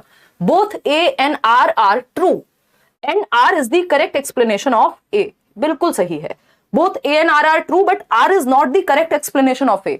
भैया आर सही तो कह रहा है, इसी बारे में बात हो रही है, इसी का इसने उत्तर दिया है कि क्यों पढ़ाना चाहिए मदर टंग में, यही तो बताया है। तो ऐसा तो है नहीं कि एक्सप्लेन नहीं कर रहा। ए सही है, आर गलत है, क्यों भाई? ए एंड आर दोनों फॉल्स हैं, इसमें अक्कड़ बक्कड़ नहीं करना, समझना है क्वेश्चन को। तो एक नंबर आपका, कम से कम 2 क्वेश्चन ये एक सेट में देते हैं, कई बार मन कर जाए तो ज्यादा भी दे सकते हैं। तो A option is the right answer, इस तरह के असर्शन और रीजनिंग वाले। क्वेश्चन नंबर 13 देखिए, हम लगभग 50% काम आज के लिए कर चुके हैं। How should a teacher deal with gender stereotypes? एक क्वेश्चन इस पे आना ही है, निश्चित रूप से आना है। और अब ये टॉपिक केवीएस से लेके D+B से लेके अभी बिहार में एग्जाम होगा, आई एम श्योर अगर पेडागोजी पूछेंगे तो जेंडर जरूर पूछेंगे, अगर जेंडर नहीं पूछेंगे तो फिर क्या पूछेंगे भैया? क्योंकि ये अपने आप में बहुत बड़ी समस्या है हमारे लिए अभी, है ना, समाज के लिए। बताइए एक बार। तो अगर हम बात कर रहे हैं किसकी? जेंडर की।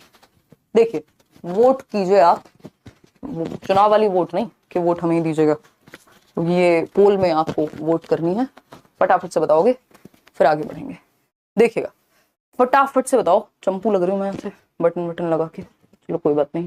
देखो बी ऑप्शन, आप लोग यार इतनी संख्या में रात को जगे रहते हो, बताया नहीं आपने पहले कभी। How should a teacher deal with gender stereotypes? Gender stereotype क्या होते हैं? लिंग रूढ़िबद्धताएं या लिंग रूढ़िवादिताएं। रूढ़िबद्धता किसको कहते हैं हम? रूढ़िवादी किसको कहेंगे हम?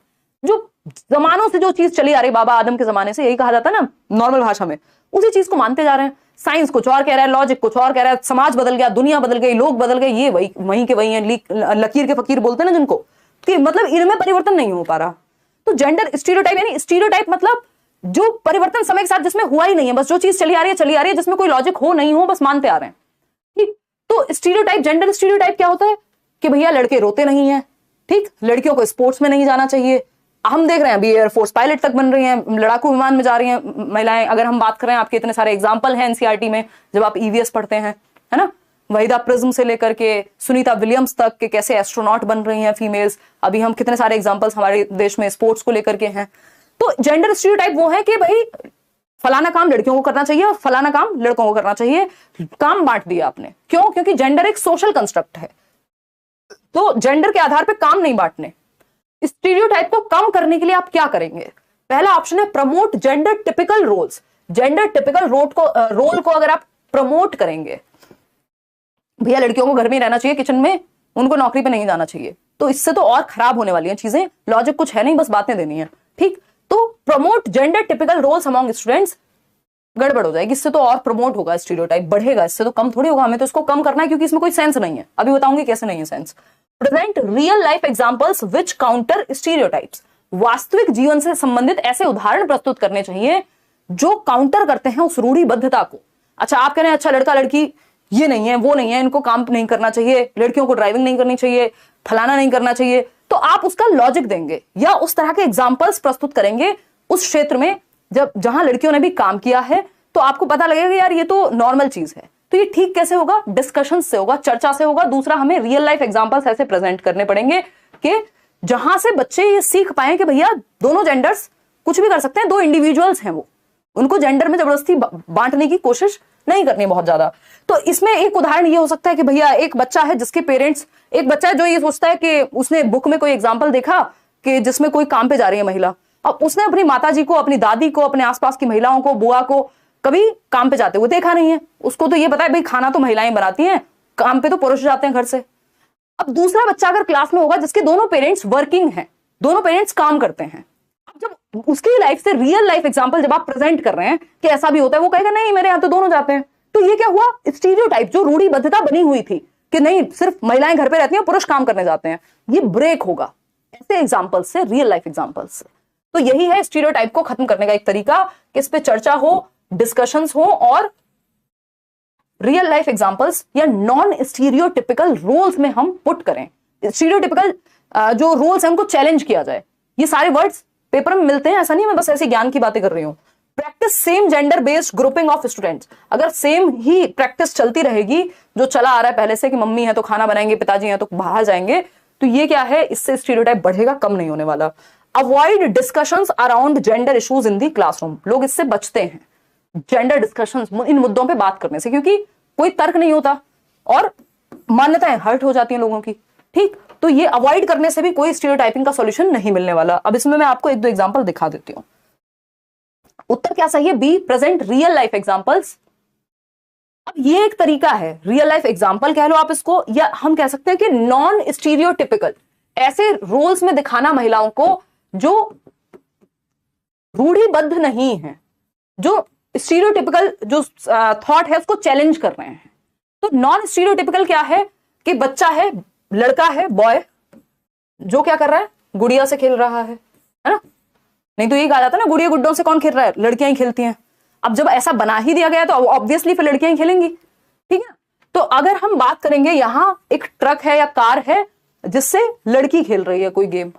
अब इस तरह की चीजें जब हम किताबों में दिखाएंगे, टीवी में दिखाएंगे, मूवीज में दिखाएंगे, तब तो जाकर के परिवर्तन आएगा कि कोई भी काम कर सकता है। लड़कों को कुकिंग में इंटरेस्ट हो सकता है, शेफ हो सकते हैं बहुत अच्छे, लड़कियों को एडवेंचर स्पोर्ट में इंटरेस्ट हो सकता है, वो अच्छी पहलवान हो सकती हैं, है ना? क्लियर है? क्लियर है जी? चलिए, तो ये नॉन स्टीरियोटिपिकल रोल्स में डालना है, रियल लाइफ एग्जांपल्स प्रेजेंट करने हैं जो स्टीरियोटाइप को ब्रेक करेंगे। ठीक है जी, तो ये बात क्लियर हो गई। हाँ, क्लास डेली होगी आपकी मंडे टू फ्राइडे। कल संडे को हम थोड़ी चर्चा करेंगे, संडे वार्ता करेंगे, और जो आपका बिहार का 7th फेज का सिलेबस आया है उसको डिस्कस करेंगे। नॉन स्टीरियोटिपिकल रोल्स ये भी हो सकते हैं कि आप इस तरह के एग्जांपल्स किताबों में भी प्रेजेंट करें जिसमें लड़के और लड़कियां साथ खेल रहे हैं फुटबॉल, क्या दिक्कत है? ठीक है, तो इससे क्या होगा बच्चे, क्योंकि जेंडर क्या है? एक सोशल कंस्ट्रक्ट है। ये यहाँ पे 1 नंबर का क्वेश्चन और है जो हर बार आता है, किसी ना किसी सेट में आपको देखने को मिल जाएगा इस बार भी।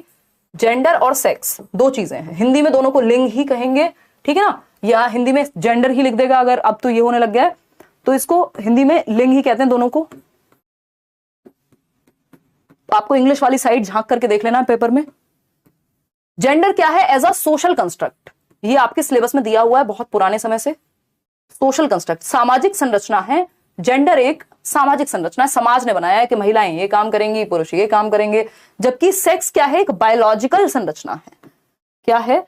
बायोलॉजिकल संरचना है, जैविक संरचना है। इस पे चर्चा जब एक अलग से ये टॉपिक आएगा ही ऑफ कोर्स तब करेंगे, वैसे बहुत चर्चा आज के लिए हो चुकी है। बायोलॉजिकल कंस्ट्रक्ट मतलब जैविक संरचना। तो अगर सेक्स लिखा है तो ये जैविक, कि भगवान ने हमें अलग अलग बनाया है, या वॉट जो भी चीज में आप बिलीव करते हैं, बायोलॉजी ने हमें अलग अलग बनाया है कि फीमेल्स की बॉडी अलग होती है, मेल्स की अलग होती है, अलग अलग फंक्शंस हैं। ठीक, ये हमें बायोलॉजिकल कंस्ट्रक्ट के रूप में मिला है सेक्स। जबकि जेंडर अगर हम देखें तो ये समाज ने बना दिया कि भैया झाड़ू महिलाएं लगाएंगी, पुरुष ये करेंगे, ये सोशल कंस्ट्रक्ट है जेंडर। जबकि सेक्स एक बायोलॉजिकल संरचना है, बायोलॉजिकल एंटिटी है अगर मैं कहूं तो। क्लियर है? ये 1 नंबर का क्वेश्चन है, मजाक से हटके। जो लोग मानते हो नहीं मानते हो, वैसे जो नहीं मानते उनको ठीक करनी चाहिए अपनी सोच समय के साथ, है ना। और मानते हैं या नहीं मानते हैं, यही सत्य है। 1 नंबर अगर चाहिए तो ऐसे ही करके आना है पेपर में। वैसे तो मैं कोशिश करूंगी कि आप सोच को ही बदल लें, ठीक इंसान ही बन जाए, बजाय कि सिर्फ रटने के या सही उत्तर याद रखने के, है ना। देखिएगा, रियल और रील में ज्यादा अंतर ना रखें। क्वेश्चन नंबर 14 है, इन अ मल्टीकल्चरल क्लासरूम, एक बहु सांस्कृतिक कक्षा कक्ष में, यानी जहां मल्टीपल संस्कृति के बच्चे आते हैं, पढ़ते हैं। एक बच्चा है जो बंगाल से है, एक बच्चा है जो पंजाब से है, एक बच्चा है जो हरियाणा से है, एक बच्चा है जो राजस्थान से है, दूसरा बच्चा है जो यूपी से है। तो ये क्या हो गई? मल्टीकल्चरल क्लासरूम हो गई, जहां अलग अलग भाषाएं, अलग अलग राज्य से बच्चे आ रहे हैं, अलग अलग पृष्ठभूमि से बच्चे आ रहे हैं। तो एक बहु सांस्कृतिक कक्षा कक्ष की जब हम बात कर रहे हैं तो कौन सी एक बात सही होगी बताइएगा? Promote cultural practices of dominant group only, यानी जो प्रबल समूह है, मान लीजिए आप यूपी में रहते हैं और वहां कोई एक पर्टिकुलर कास्ट है या समुदाय है जिसका प्रभुत्व है, तो आप सिर्फ उसी का ध्यान रखेंगे? नहीं, एज अ टीचर आपको हर बच्चे को यूनिटी इन डाइवर्सिटी की बात करते हैं, चाहे वो हमारा कॉन्स्टिट्यूशन हो, चाहे हमारी वो टीचिंग लर्निंग प्रोसेसेस हो। हम कहते हैं विभिन्नता में एकता की बात होती है हमारे देश में, ठीक। तो ऐसा नहीं सिर्फ डोमिनेंट कल्चर को ही हम फोकस करें एज अ टीचर।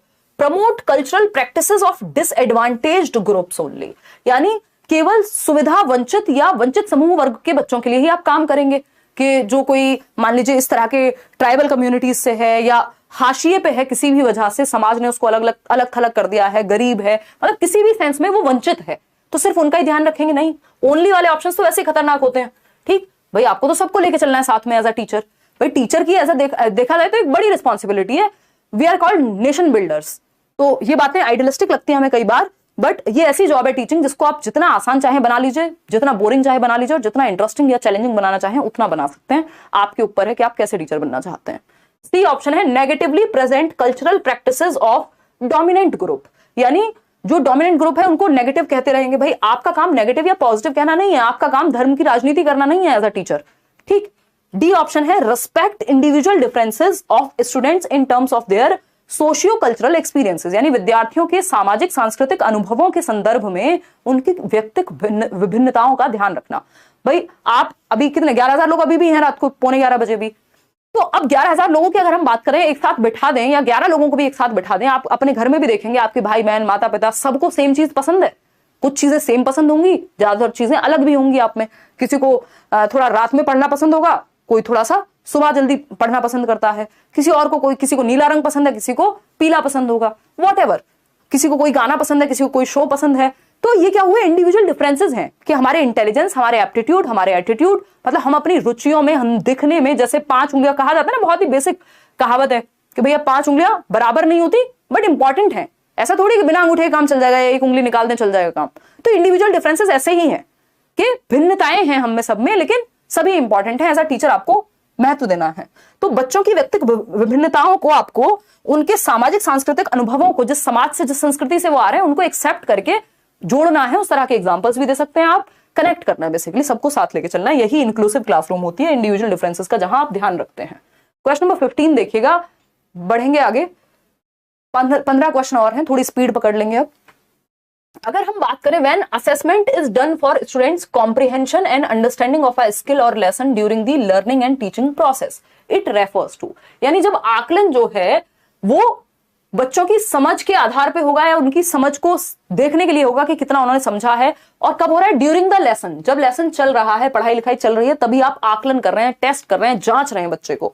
तो ये कौन से प्रकार का आकलन कहलाएगा? ड्यूरिंग, यानी दौरान लिखा होगा कहीं ना कहीं, हाँ, अगर ड्यूरिंग चल रहा हो तो क्या कहलाएगा?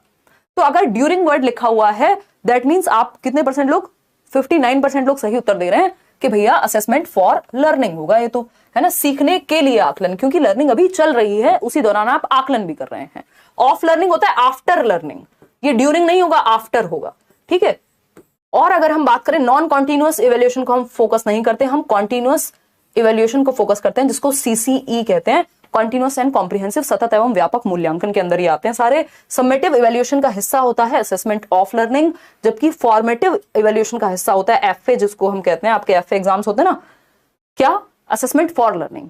तो assessment for learning during teaching learning process, of learning after teaching learning process, और एज लर्निंग जब बच्चा खुद का ही आकलन करे, सेल्फ असेसमेंट, खुद को ही आप नंबर दे रहे हो कि भाई मुझे कितना आता है, आज देखते हैं। तो आपने, ऐसा नहीं होता कि खुद से ही आपने एक आंसर लिखा, खुद ही चेक किया कितने नंबर देंगे खुद को आउट ऑफ 10, तो ये सेल्फ असेसमेंट है। जब असेसमेंट एज लर्निंग लिखा हो, इसके बारे में बाकी चर्चा हम आने वाले सेशंस में करेंगे, जब टॉपिक वाइज उठाएंगे।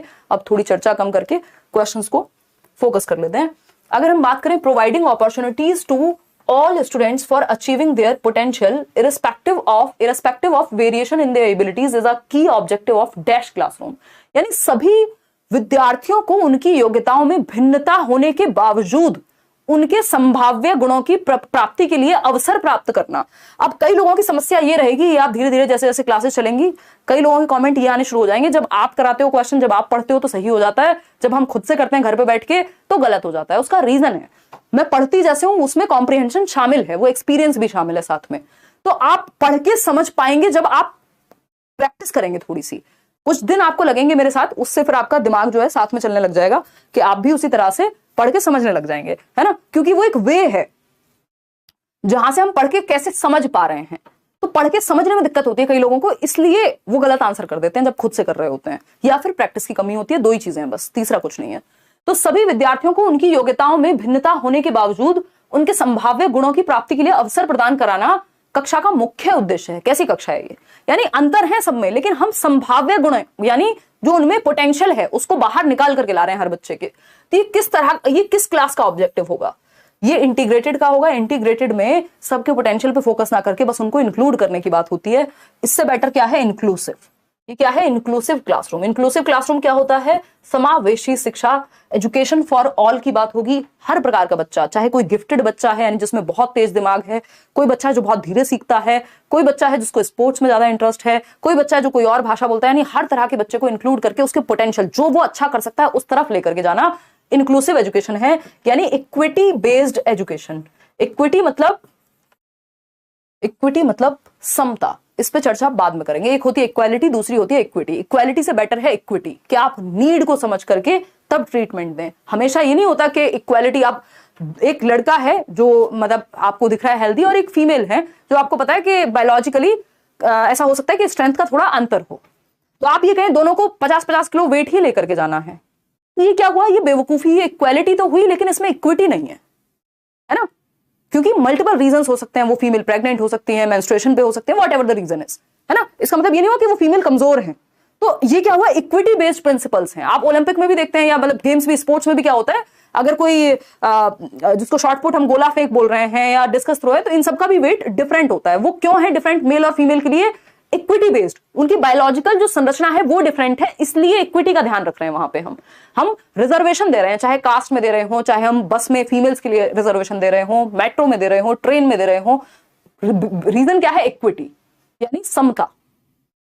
स्पेशल एजुकेशन नहीं, स्पेशल एजुकेशन होता है बस एक तरह के बच्चों को अलग ले गए, जिनको दिखता नहीं है उनको एक स्कूल में, जिनको सुनता नहीं है उनको एक स्कूल में। नॉन प्रोग्रेसिव नहीं बनना, प्रोग्रेसिव बनना है। तो inclusive education, education for all, equity based. Equity वाला क्वेश्चन हमेशा आता है, हर बार आता है, इस बार भी आया हुआ है कि इंक्लूसिव एजुकेशन इक्वालिटी पे बेस्ड है कि इक्विटी पे, तो आपको कहना है इक्विटी पे बेस्ड है। नीड्स को ध्यान में रख करके चीजें बनाई जाती हैं। ठीक है जी बात, या कोई दिक्कत है? मैम ब्लू है, पानी पानी है, क्या कह रहे हो, ब्लू कलर? मजाक कर रहे हो यार, की शर्ट आपके पापा की भी आई थी। बहुत बढ़िया, बहुत बढ़िया, हाँ सही कह रहे हो।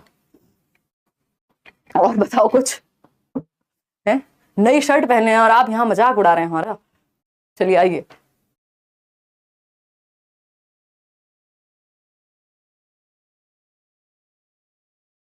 चलिए खैर ये सब बातें होती रहेंगी। स्पीड हम बढ़ा लेते हैं थोड़ी सी, क्योंकि ये टॉपिक अभी मुझे डिटेल में आपको जब मैं टॉपिक वाइज कराऊंगी तब भी कराने में, ये बात भूल गई थी। देखिए क्वेश्चन नंबर 17 की जब हम बात करते हैं, to cater to children from disadvantaged backgrounds, यानी वो बच्चे जो वंचित समूह वर्ग से आते हैं उनको केटर करने के लिए, उनका ध्यान रखने के लिए क्या करेंगे। फटाफट से ऑप्शन करेंगे, मतलब ऑप्शन क्लिक करेंगे पोल में, 30 सेकंड का समय है, निपटा देंगे question. Give them a lot of written work, written work से क्या होगा, रट्टा हो जाएगा इससे। तो find out more about their context and involve them in class discussion, सबसे पहले आपको यही करना होता है, कारण जानना होता है, बच्चे के संदर्भ के बारे में जानना होता है, फिर उसे क्या पसंद है, किस चीज में वो अच्छा कर सकता है, वो काम उसको देना होता है, यही बेस्ट है, चाहे वंचित समूह का बच्चा हो चाहे कोई भी बच्चा हो। ठीक, मेक देम सिट सेपरेटली, बच्चों को अलग थलग कभी नहीं बिठाना है कि तुम लड़की हो तुम वहां बैठो, ऐसा होता है स्कूल्स में हालांकि, और तुम ये करो तुम वो करो, अच्छा तुम इस जाति के बच्चे हो पीछे बैठो, तुम तो मुझे पसंद नहीं हो, व्हाटएवर, इस तरह की चीजें नहीं करनी है। इग्नोर देम, भैया इग्नोर कर देंगे तो फिर सॉल्यूशन कहां से लाएंगे, वो पहले ही वंचित समूह से हैं, समस्याओं से घिरे हुए हैं। ठीक, तो आंसर होगा बी, संदर्भ में चीजों को समझना है और फिर लेकर के चलना है चीजों को आगे। क्वेश्चन नंबर 18 देखिएगा, question number 18, which of the following learning disability impacts an individual's ability of balance, manual dexterity and hand eye coordination। अब ये एक लाइन में सिंपल क्वेश्चन पूछा जा सकता था, बट इनको लेने थे आपके मजे सीबीएसई को, क्योंकि आपको आदत हो गई है सेम सेम क्वेश्चंस रिपीट होते रहते हैं, तो इन्होंने कहा अच्छा बताते हैं तुमको, और क्वेश्चन को 4 लाइन का बना दिया जो कि सिंपल एक लाइन में आया करता था। ठीक, अब क्वेश्चन क्या है, which of the following learning disability, यानी कोई एक लर्निंग डिसेबिलिटी है जो इंपैक्ट करती है किसको, व्यक्ति के संतुलन को, बैलेंस बनाने को, कि आप साइकिल चला रहे हैं बैलेंस नहीं कर पाएंगे, अपने शरीर को ही ठीक से बैलेंस नहीं कर पाएंगे। मैनुअल डेक्सटेरिटी, यानी जिस चीज में आपको निपुणता लगेगी, या कोई भी काम जिसमें आपको मैनुअली फाइन मोटर स्किल्स का कोऑर्डिनेशन बनाना पड़ेगा, डेक्सटेरिटी में यही होता है, तो वो भी आप ठीक से नहीं कर पाएंगे। हैंड आई कोऑर्डिनेशन, आंखों का और हाथों का कोऑर्डिनेशन, ये भी, इसमें भी प्रॉब्लम आएगी। कब आती है, डिसलेक्सिया में तो सिर्फ पढ़ने से रिलेटेड प्रॉब्लम होती है, हद से हद लिखने से रिलेटेड हो जाएगी, अगर पढ़ने से है तो फिर लिखने में भी होगी। डिसकैलकुलिया में कैलकुलेशन से रिलेटेड होती है, मैथ्स रिलेटेड है ये, कि बच्चा कैलकुलेट करने में प्रॉब्लम आएगी उसको। डिस्फेजिया में लैंग्वेज के कॉम्प्रिहेंशन से संबंधित समस्या होती है, कि भाषा को समझ पाने में दिक्कत होती है ऐसे बच्चे को, और बोलने में भी हो सकती है। लेकिन यहां बात हो रही है कि बैलेंस नहीं बना पा रहे हैं, आपकी मोटर स्किल्स में प्रॉब्लम है, आपको लिखने में भी दिक्कत हो सकती है इसकी वजह से, साइकिल चलाने में दिक्कत हो सकती है, बेल्ट लगाने में दिक्कत हो सकती है, शू लेसेस बांधने में दिक्कत हो सकती है, टाई लगाने में दिक्कत हो सकती है। तो ये क्या है, डिस्प्रैक्सिया है, मोटर स्किल्स के कोऑर्डिनेशन की प्रॉब्लम। जब आपके जो गत्यात्मक कौशल हैं, जिनसे दौड़ना भागना चलना फिरना, इन सब में जब समस्या आती है, या आप अपने जो हैंड आई कोऑर्डिनेशन है इनको ठीक से मेंटेन नहीं कर पा रहे, ये डिस्प्रैक्सिया में आता है। खैर आगे बढ़ते हैं, क्वेश्चन नंबर 19 देखेंगे इसके बाद। अभी और क्वेश्चंस भी करेंगे। Which identifying characteristics are students with autism are likely to have, यानी ऑटिस्टिक बच्चे में कौन सी समस्याओं का सामना ऑटिस्टिक बच्चे को करना पड़ सकता है, ये पूछा है। बताइएगा एक बार फटाफट से, फिर हम आगे बढ़ेंगे। बताइएगा। पीडीएफ मिल जाएगा टेलीग्राम पे, फ्री मिलेगा पीडीएफ एकदम, किसी को भी 2 पैसे नहीं दे देना है आपको इस पीडीएफ के नाम पे। और बैचेस में अगर आप एनरोल होना चाहते हैं तो करियर से ही आप एनरोल होंगे, कहीं और टेढ़ी मेढ़ी जगह से नहीं हो जाना है कि किसी ने आपको 200 रुपए का बैच दे दिया, किसी ने कुछ और दे दिया, है ना, तो वो चलेंगे नहीं बैचेस, फिर बाद में आप मेल करेंगे, परेशान होंगे। और मुझे भी दुख होता है, चाहे आप ये कह सकते हैं कि मैं कहने के लिए कह रही हूँ, बट होता है ना। बताइएगा फटाफट से। क्वेश्चन नंबर 19 देखते हैं।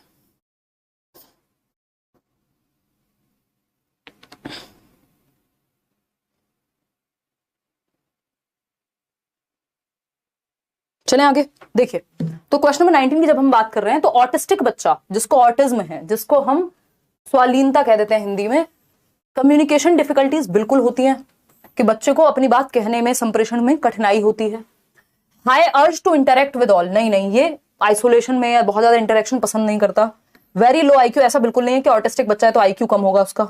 एडवांस्ड सोशल स्किल्स, नहीं, सोशल स्किल्स पुअर होती हैं इनकी, बहुत ज्यादा घुलना मिलना पसंद नहीं करते, ज्यादा बातें करना पसंद नहीं करते, रेपिटेशन बहुत होता है बातों में, एक बात को 4 बार रिपीट करते हैं, तो संप्रेषण में कठिनाई होती है इनको, कम्युनिकेशन के साथ इनको प्रॉब्लम होती है। और सोशली ज्यादा ये स्टीरियोटिपिकल बिहेवियर करते हैं, यानी स्टीरियोटिपिकल मतलब बार बार रिपीट करने वाला, रेपिटेटिव बिहेवियर।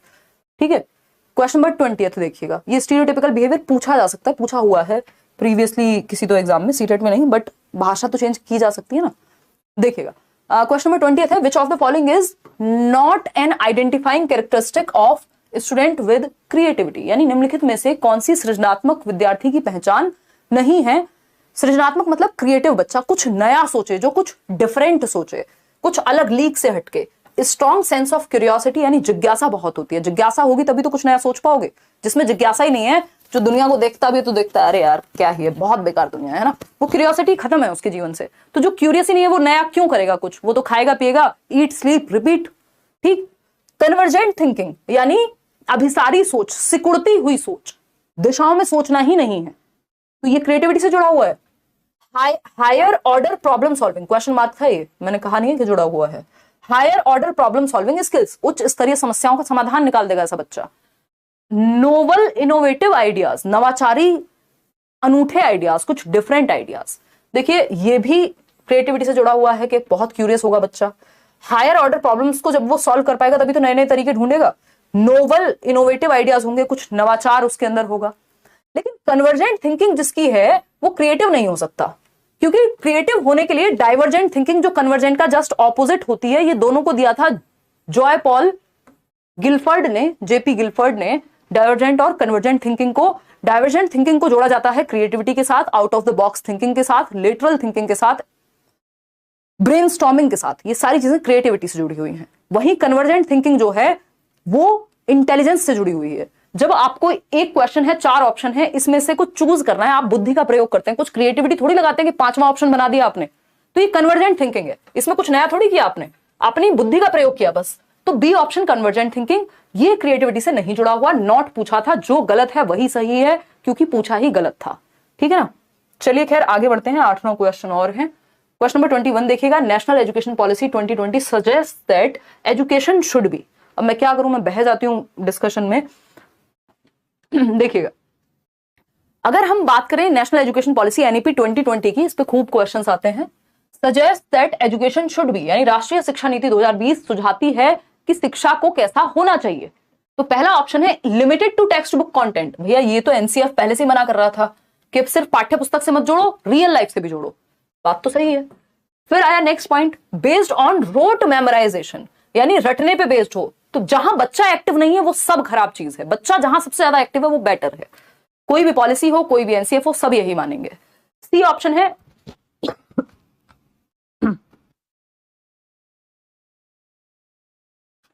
देखिएगा एक बार, यार गला ठीक होने का नाम नहीं ले रहा।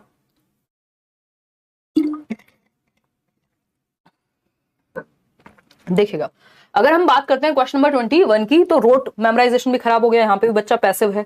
जहां बच्चा पैसिव है, निष्क्रिय है, वो उत्तर कभी सही नहीं हो सकता until unless नोट ना लिखा हो ऊपर। ऑप्शन नंबर सी है directed to encourage competition among students, यानी विद्यार्थियों के बीच प्रतिस्पर्धा बढ़ाने की तरफ उन्मुख होना। कंपटीशन इंक्रीज नहीं करना, कोऑपरेशन इंक्रीज करना है, एक दूसरे का सर नहीं फुड़वा देना है, ठीक है, सहयोग के साथ आगे बढ़ना है, ठीक। Focused towards development of critical thinking, ये बात एकदम सही है कि एजुकेशन ऐसी होनी चाहिए जो क्रिटिकल थिंकिंग, समालोचनात्मक चिंतन का विकास करे, नॉट चिंता, ठीक है ना। क्रिटिकल थिंकिंग ये 21st सेंचुरी स्किल्स में आता है, जो आपकी नेशनल एजुकेशन पॉलिसी मैंने नोट्स में भी दिया हुआ है, फ्री नोट्स में भी, कि 21st सेंचुरी स्किल्स हैं जो नेशनल एजुकेशन पॉलिसी सिखाने की बात करती है, जिसमें डिजिटल लिटरेसी है, क्रिटिकल थिंकिंग है, और भी इस तरह की सैकड़ों चीजें हैं, डिसीजन मेकिंग है, कम्युनिकेशन स्किल्स हैं, जो आज के समय की जरूरत है 21वीं शताब्दी की, ठीक। उसमें से एक है क्रिटिकल थिंकिंग। क्रिटिकल थिंकिंग क्या है कि हम चीजों को सभी पक्षों में देख करके तब कंक्लूजन पे जाएं, ऐसा ना हो जस्ट मान लें, किसी ने कहा 2000 के नोट में चिप होती है, हमने कहा हाँ होगी ही जी, फलाना कह रहा है, या व्हाट्सएप पे कोई बात, कोई न्यूज आई, हमने कहा हाँ हाँ ये ऐसा ही होगा, ऐसा ही होगा, या किसी ने, हमारे किसी दोस्त ने ऐसे बता दिया, अरे वो तो बड़ा खराब इंसान है यार, है ना, या ये तो ऐसे ही है ना, हिमांशी अरे बस पूछो मत। तो आपके पास कोई डेटा नहीं है, रियल डेटा नहीं है, जिसके बेसिस पे आप वेरीफाई कर सके या क्रिटिकली सोच सके, हर एक पक्ष को समझ सके, बस आपने मान लिया, तो वो मान नहीं लेना है, इसलिए क्रिटिकल थिंकिंग लगानी है, लॉजिक के आधार पे रिफ्लेक्ट कर सकें, जिसमें आप एनालिसिस कर सकें, जिसमें आप, और तब किसी एक फाइनल कंक्लूजन पे पहुंच सकें, कि ऐसे ही नहीं अच्छा भाई ये कह रही है मैडम कि हम तो बेस्ट पढ़ाते हैं, तो पढ़ाती ही होंगी, आप इंटरव्यूज देखेंगे, आप किसी ने पढ़ा होगा उससे पूछेंगे, आप खुद से पढ़ के देखेंगे और प्रीवियस ईयर से मैच करेंगे, भैया जो पढ़ा रहे हैं उनको समझ भी आ रहा है कि नहीं, या ऐसी हवाओं में तीर चल रहे हैं। तो वो प्रॉपर क्रिटिकल थिंकिंग है कि आप जस्ट मान नहीं लेते आपको जो कोई भी कुछ भी कह देता है। Question number 22, individual differences related to preferred learning styles. Learning styles होती है, किसी को देख के सीखना पसंद है, पिक्चर्स के थ्रू, मतलब वीडियोस के थ्रू, किसी को करके सीखना पसंद है ना, किसी को सुन के सीखना बड़ा पसंद है, वो पॉडकास्ट या एफएम, या फिर उनका दोस्त से कह देते हैं एक बार कि यार भाई एक बार मेरे को बता दे इसकी डेफिनेशन क्या है, तो जब आप सामने वाले से सुन लेते हैं तो आपको याद हो जाता है, ये क्या हो गया, ये समझ में आ जाता है, ये लर्निंग स्टाइल है, ठीक है ना। नेट 100% खत्म हो गया, कोई बात नहीं, थोड़ी देर की बात और है। देखिए, तो of students in a classroom should be, और 7-8 क्वेश्चन है। तो लर्निंग स्टाइल का ध्यान कैसे रखें क्लास में, considered a hindrance to teaching learning process. बच्चे अलग अलग तरह से सीखते हैं, अलग अलग लर्निंग स्टाइल से सीखते हैं, ये रुकावट नहीं है, बैरियर नहीं है, ये तो बहुत ही अच्छी बात है, रिसोर्स है ये। Eliminated with use of negative reinforcement. Negative reinforcement से हटा देंगे इस बात को कि बच्चों की लर्निंग स्टाइल खत्म कर देंगे, सबको एक जैसा बना देंगे, है ना, यूनिफॉर्म कर देंगे, खराब बात है ये। Seen as a result of cognitive abnormalities, यानी कोई असामान्यता है बच्चे के दिमाग की कि वो अलग अलग तरीके से सीखते हैं, सबको एक तरीके से सीखना चाहिए, रॉबोट्स थोड़ी है भैया, इंसान है। डी ऑप्शन ही बचता है जो सही होगा। Respected and child centric pedagogy should be adopted to fulfil these individual requirements. भैया जो प्रोग्रेसिव एजुकेशन है, जो चाइल्ड सेंटर्ड को सपोर्ट करती है, जो बाल केंद्रित शिक्षा की बात करेगी, बच्चे को ध्यान में रख के, उसके लर्निंग स्टाइल को ध्यान में रख के सिखाना, यही चाइल्ड सेंटर्ड एजुकेशन है, बच्चा एक्टिव होना चाहिए, डी ऑप्शन। क्वेश्चन नंबर 23 देखिएगा, again progressive education, child centred education में 4 से 5 क्वेश्चन मिनिमम आते हैं हर बार।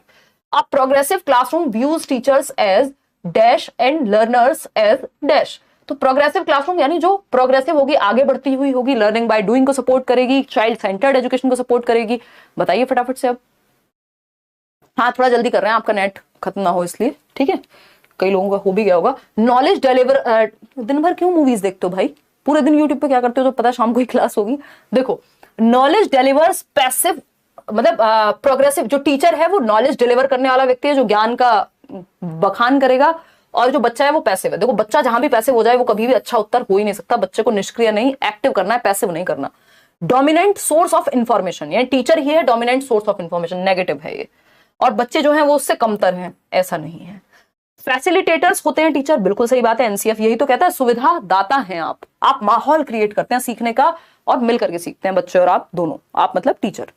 एक्टिव पार्टिसिपेंट्स हैं, यहां बच्चा एक्टिव है, जहां बच्चा एक्टिव है वो ऑप्शन बहुत ही प्यारा, सुंदर, सस्ता, टिकाऊ उत्तर है, ठीक। तो फैसिलिटेटर्स हैं टीचर्स, और एक्टिव पार्टिसिपेटर्स या पार्टिसिपेंट्स हैं इन नॉलेज कंस्ट्रक्शन बच्चे। तो teachers are facilitators, learners as active participators, क्योंकि बीच में कॉमा लगा हुआ है, तो कॉमा के बाद वाली जो चीज है वो लर्नर्स के बारे में होगी। डिक्टेटर नहीं हो सकता टीचर, कोई हिटलर नहीं हो सकता, और जिनको कोई ज्ञान नहीं है वो डॉसाइल बॉडीज नहीं हो सकती, बच्चे ऐसा नहीं है कि खाली बर्तन है, तो C option is the right answer. मिल करके नॉलेज कंस्ट्रक्ट करते हैं दोनों। आगे बढ़ेंगे, क्वेश्चन नंबर 24 देखिएगा फटाफट से, क्या कहता है भाई ये, बस आंसर कर दीजिए आप 30 सेकंड में। अब ये जो लास्ट के कुछ क्वेश्चन हैं थोड़ा सा स्पीड में करेंगे। हाँ, इंटरनेट चला गया, सोए नहीं अभिलाषा, ये इनका इंटरनेट खत्म हो गया, दिन भर यूट्यूब चलाते हैं, 1000 लोग जो गए हैं, 1000 नहीं 2000 भी गए हैं। देखिएगा, अगर हम बात करते हैं, Ryan recently learn that cooked is the past form of cook. अभी आपको इंग्लिश पेडागोजी में भी हेल्प करेगा, इसीलिए कहा जाता है सीडीबी बेस है, इसमें सभी तरह के क्वेश्चन आ जाते हैं। कंपैरेटिवली इजी कहेंगे ये वाला जो सेट है। अभी आप देखिएगा ओवरऑल कितने नंबर आपने अचीव किए हैं, किस दिन मुश्किल सेट भी करेंगे, बट ओवरऑल यही रहता है, किसी में कुछ क्वेश्चन मुश्किल आ गए, आपने या तो पढ़ रखा होगा पहले से। हाँ 9 बजे कल से आएंगे भाई, कल तो खैर संडे है तो संडे वार्ता करेंगे और बिहार वाला जो डिस्कशन है वो करेंगे। उसके बाद मंडे से पूरी कोशिश रहेगी, मेरी बाकी क्लासेस भी होती हैं बट कोशिश रहेगी 9 बजे एग्जैक्ट शुरू कर दे ताकि इतना लेट ना हो, है ना, और नंबर ऑफ क्वेश्चंस थोड़े कम कर देंगे। तो अगर हम बात करते हैं यहाँ पे, रेयान एक बच्चा है, recently learn that cooked is the past form of cook. जो कुक्ड है वो पास्ट फॉर्म होती है कुक की, प्रेजेंट पास्ट फ्यूचर याद होगा ना। After that Ryan is using ED, वो हर शब्द में अब ईडी लगाने लग गया, for every change to past form such as broken instead of broked.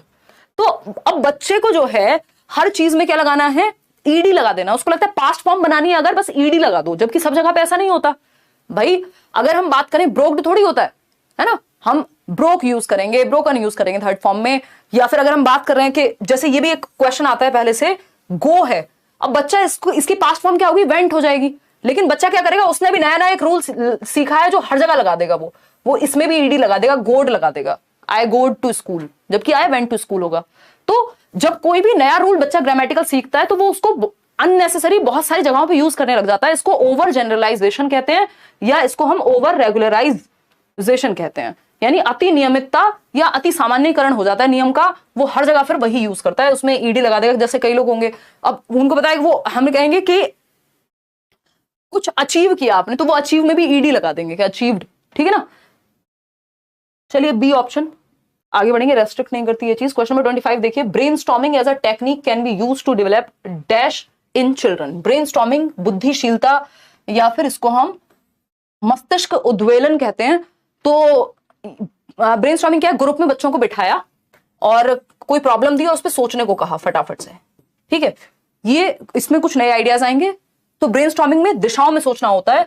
तो convergent thinking can be used to develop convergent thinking, नहीं, ये तो डाइवर्जेंट थिंकिंग डेवलप करेगा। ब्रेनस्टॉर्मिंग मैंने थोड़ी देर पहले बताया भी था, क्रिएटिविटी से जुड़ा हुआ है, प्रॉब्लम सॉल्विंग से जुड़ा हुआ है। फंक्शनल फिक्सनेस प्रॉब्लम होती है कि आप एक ही ढंग से कर पाते हैं किसी चीज को, दूसरा नया तरीका सोचते ही नहीं है, यही रिस्पॉन्स सेट में होता है। ठीक, कि कोई भी बात हो, आपकी माताजी कह देती है इस फोन ने जिंदगी खराब की हुई है, इस फोन की वजह से हो रहा है, जो भी हो रहा है, तुम्हारे दांत में दर्द हो, पैर में दर्द हो, पढ़ नहीं पा रहे हो, व्हाटएवर, वो रिस्पॉन्स सेट है उनका, उनको पता है भैया यही प्रतिक्रिया देनी है हर चीज में। ठीक, तो डाइवर्जेंट थिंकिंग इसका सही उत्तर है ब्रेनस्टॉर्मिंग में। क्वेश्चन नंबर 26 देखिएगा एक बार। क्वेश्चन नंबर 26 क्या कहता है, ये कहता है इन अ कंस्ट्रक्टिविस्ट क्लासरूम, यानी एक रचनावादी कक्षा कक्ष में अ टीचर शुड, एक टीचर को क्या करना चाहिए। पहला ऑप्शन है give standard instruction to all. देखिएगा ये स्टैंडर्ड इंस्ट्रक्शन बस सुनने में अच्छा लगता है, ये बिल्कुल भी सही नहीं है बच्चे के कॉन्टेक्स्ट में।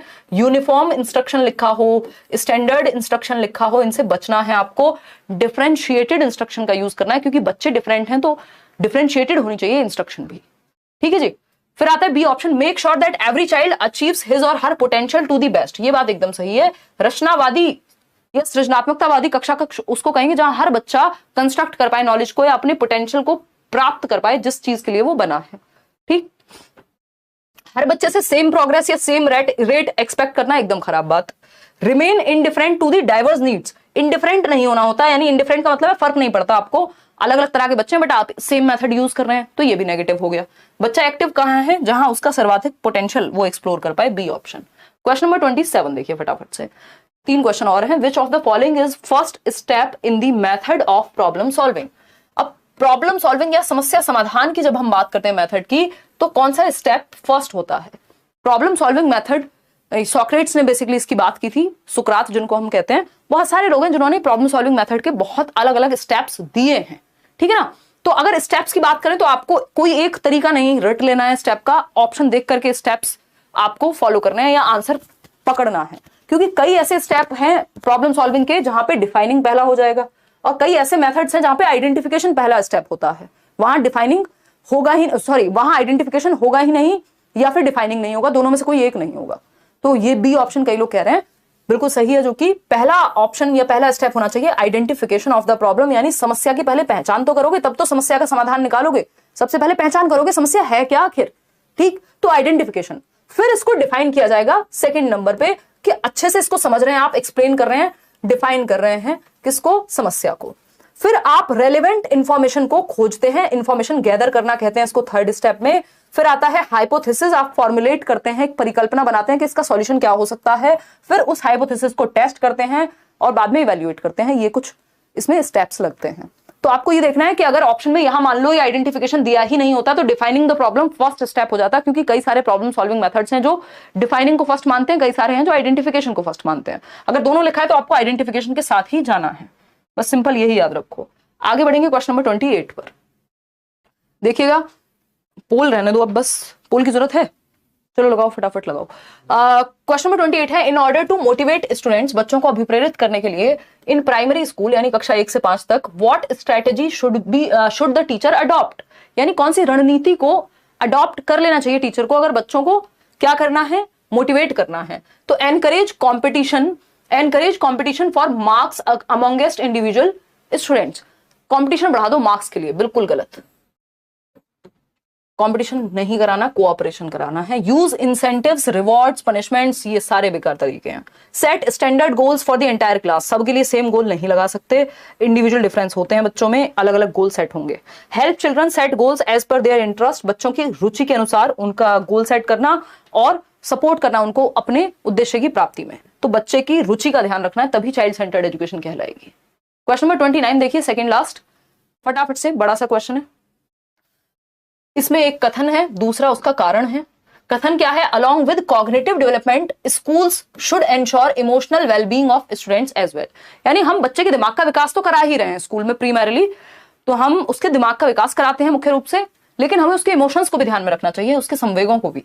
वर्बलाइजेशन of thoughts while working on a problem hinders problem solving, यहां बात हो रही है इमोशंस की, ये कह रहे हैं भैया प्रॉब्लम सॉल्विंग जो है वो खराब हो जाती है यदि आप बोल बोल के प्रॉब्लम को सॉल्व करो, ऐसा तो कहीं लिखा नहीं है। तो ये बात तो फॉल्स हो गई, ये बात एकदम गलत है। क्या है, एकदम गलत है, क्योंकि वर्बलाइज करने से कोई समस्या का समाधान में प्रॉब्लम नहीं आती। दूसरी बात, ये इसका रीजन भी गलत है, ये अपने आप में भी गलत है। ये बात ऐसा भी नहीं है ना ये इंडिपेंडेंटली ठीक हो, ये बात सही है कि हम बच्चों के डेवलपमेंट की जब बात कर रहे हैं तो हमें उनके इमोशंस का भी ध्यान रखना चाहिए कॉग्निटिव डेवलपमेंट के साथ साथ।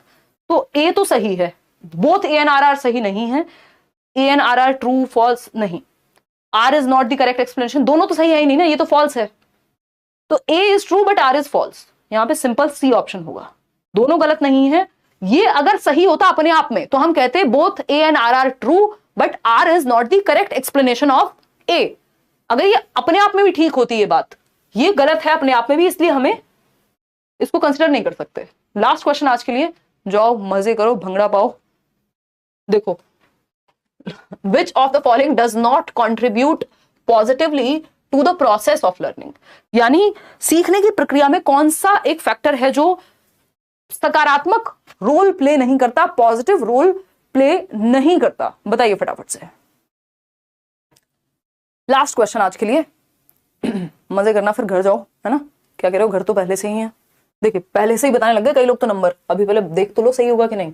Which of the following does not लिखा हुआ है, कौन सा अधिगम की प्रक्रिया में सकारात्मक रूप से योगदान नहीं देगा, यानी लर्निंग में हेल्पफुल नहीं होगा। माल न्यूट्रिशन यानी कुपोषण, खाना ठीक से नहीं मिल रहा, दिमाग ठीक से नहीं डेवलप होगा, शरीर ठीक से डेवलप नहीं होगा, इमोशंस कहां से ठीक हो जाएंगे, सब कुछ खराब हो जाएगा। और माल न्यूट्रिशन जो है हमारे देश में बहुत बड़ी समस्या है ना। और एक बहुत ही फेमस व्यक्ति है, शायद वो अब्दू, आपने देखा होगा, उनको भी I think malnutrition was the reason कि उनका डेवलपमेंट ठीक से नहीं हो पाया।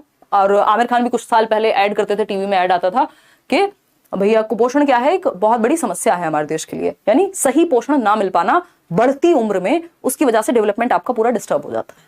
ठीक, तो माल न्यूट्रिशन जो है पॉजिटिवली बिल्कुल भी प्रोसेस ऑफ लर्निंग में काम नहीं आएगा, क्योंकि बच्चे का विकास ठीक से नहीं हुआ तो लर्निंग कहां से ठीक होगी फिर, ठीक है ना। कोलैबोरेशंस विद पीयर्स, यानी समकक्षों के साथ सहयोग, मिलकर सीख रहे हैं सब, ये तो पॉजिटिव बात है, हमें तो नेगेटिव ढूंढना था ना। नेगेटिव या गलत क्या है, ए ऑप्शन, जो गलत है वही सही है क्योंकि पूछा ही गलत है। डाइवर्जेंट थिंकिंग बिल्कुल पॉजिटिव चीज है सीखने में। डिस्कशन, बिल्कुल इतनी देर से हम क्या कर रहे हैं, डिस्कशन ही तो कर रहे हैं 2 घंटे से लगभग, तो चर्चा भी महत्वपूर्ण है।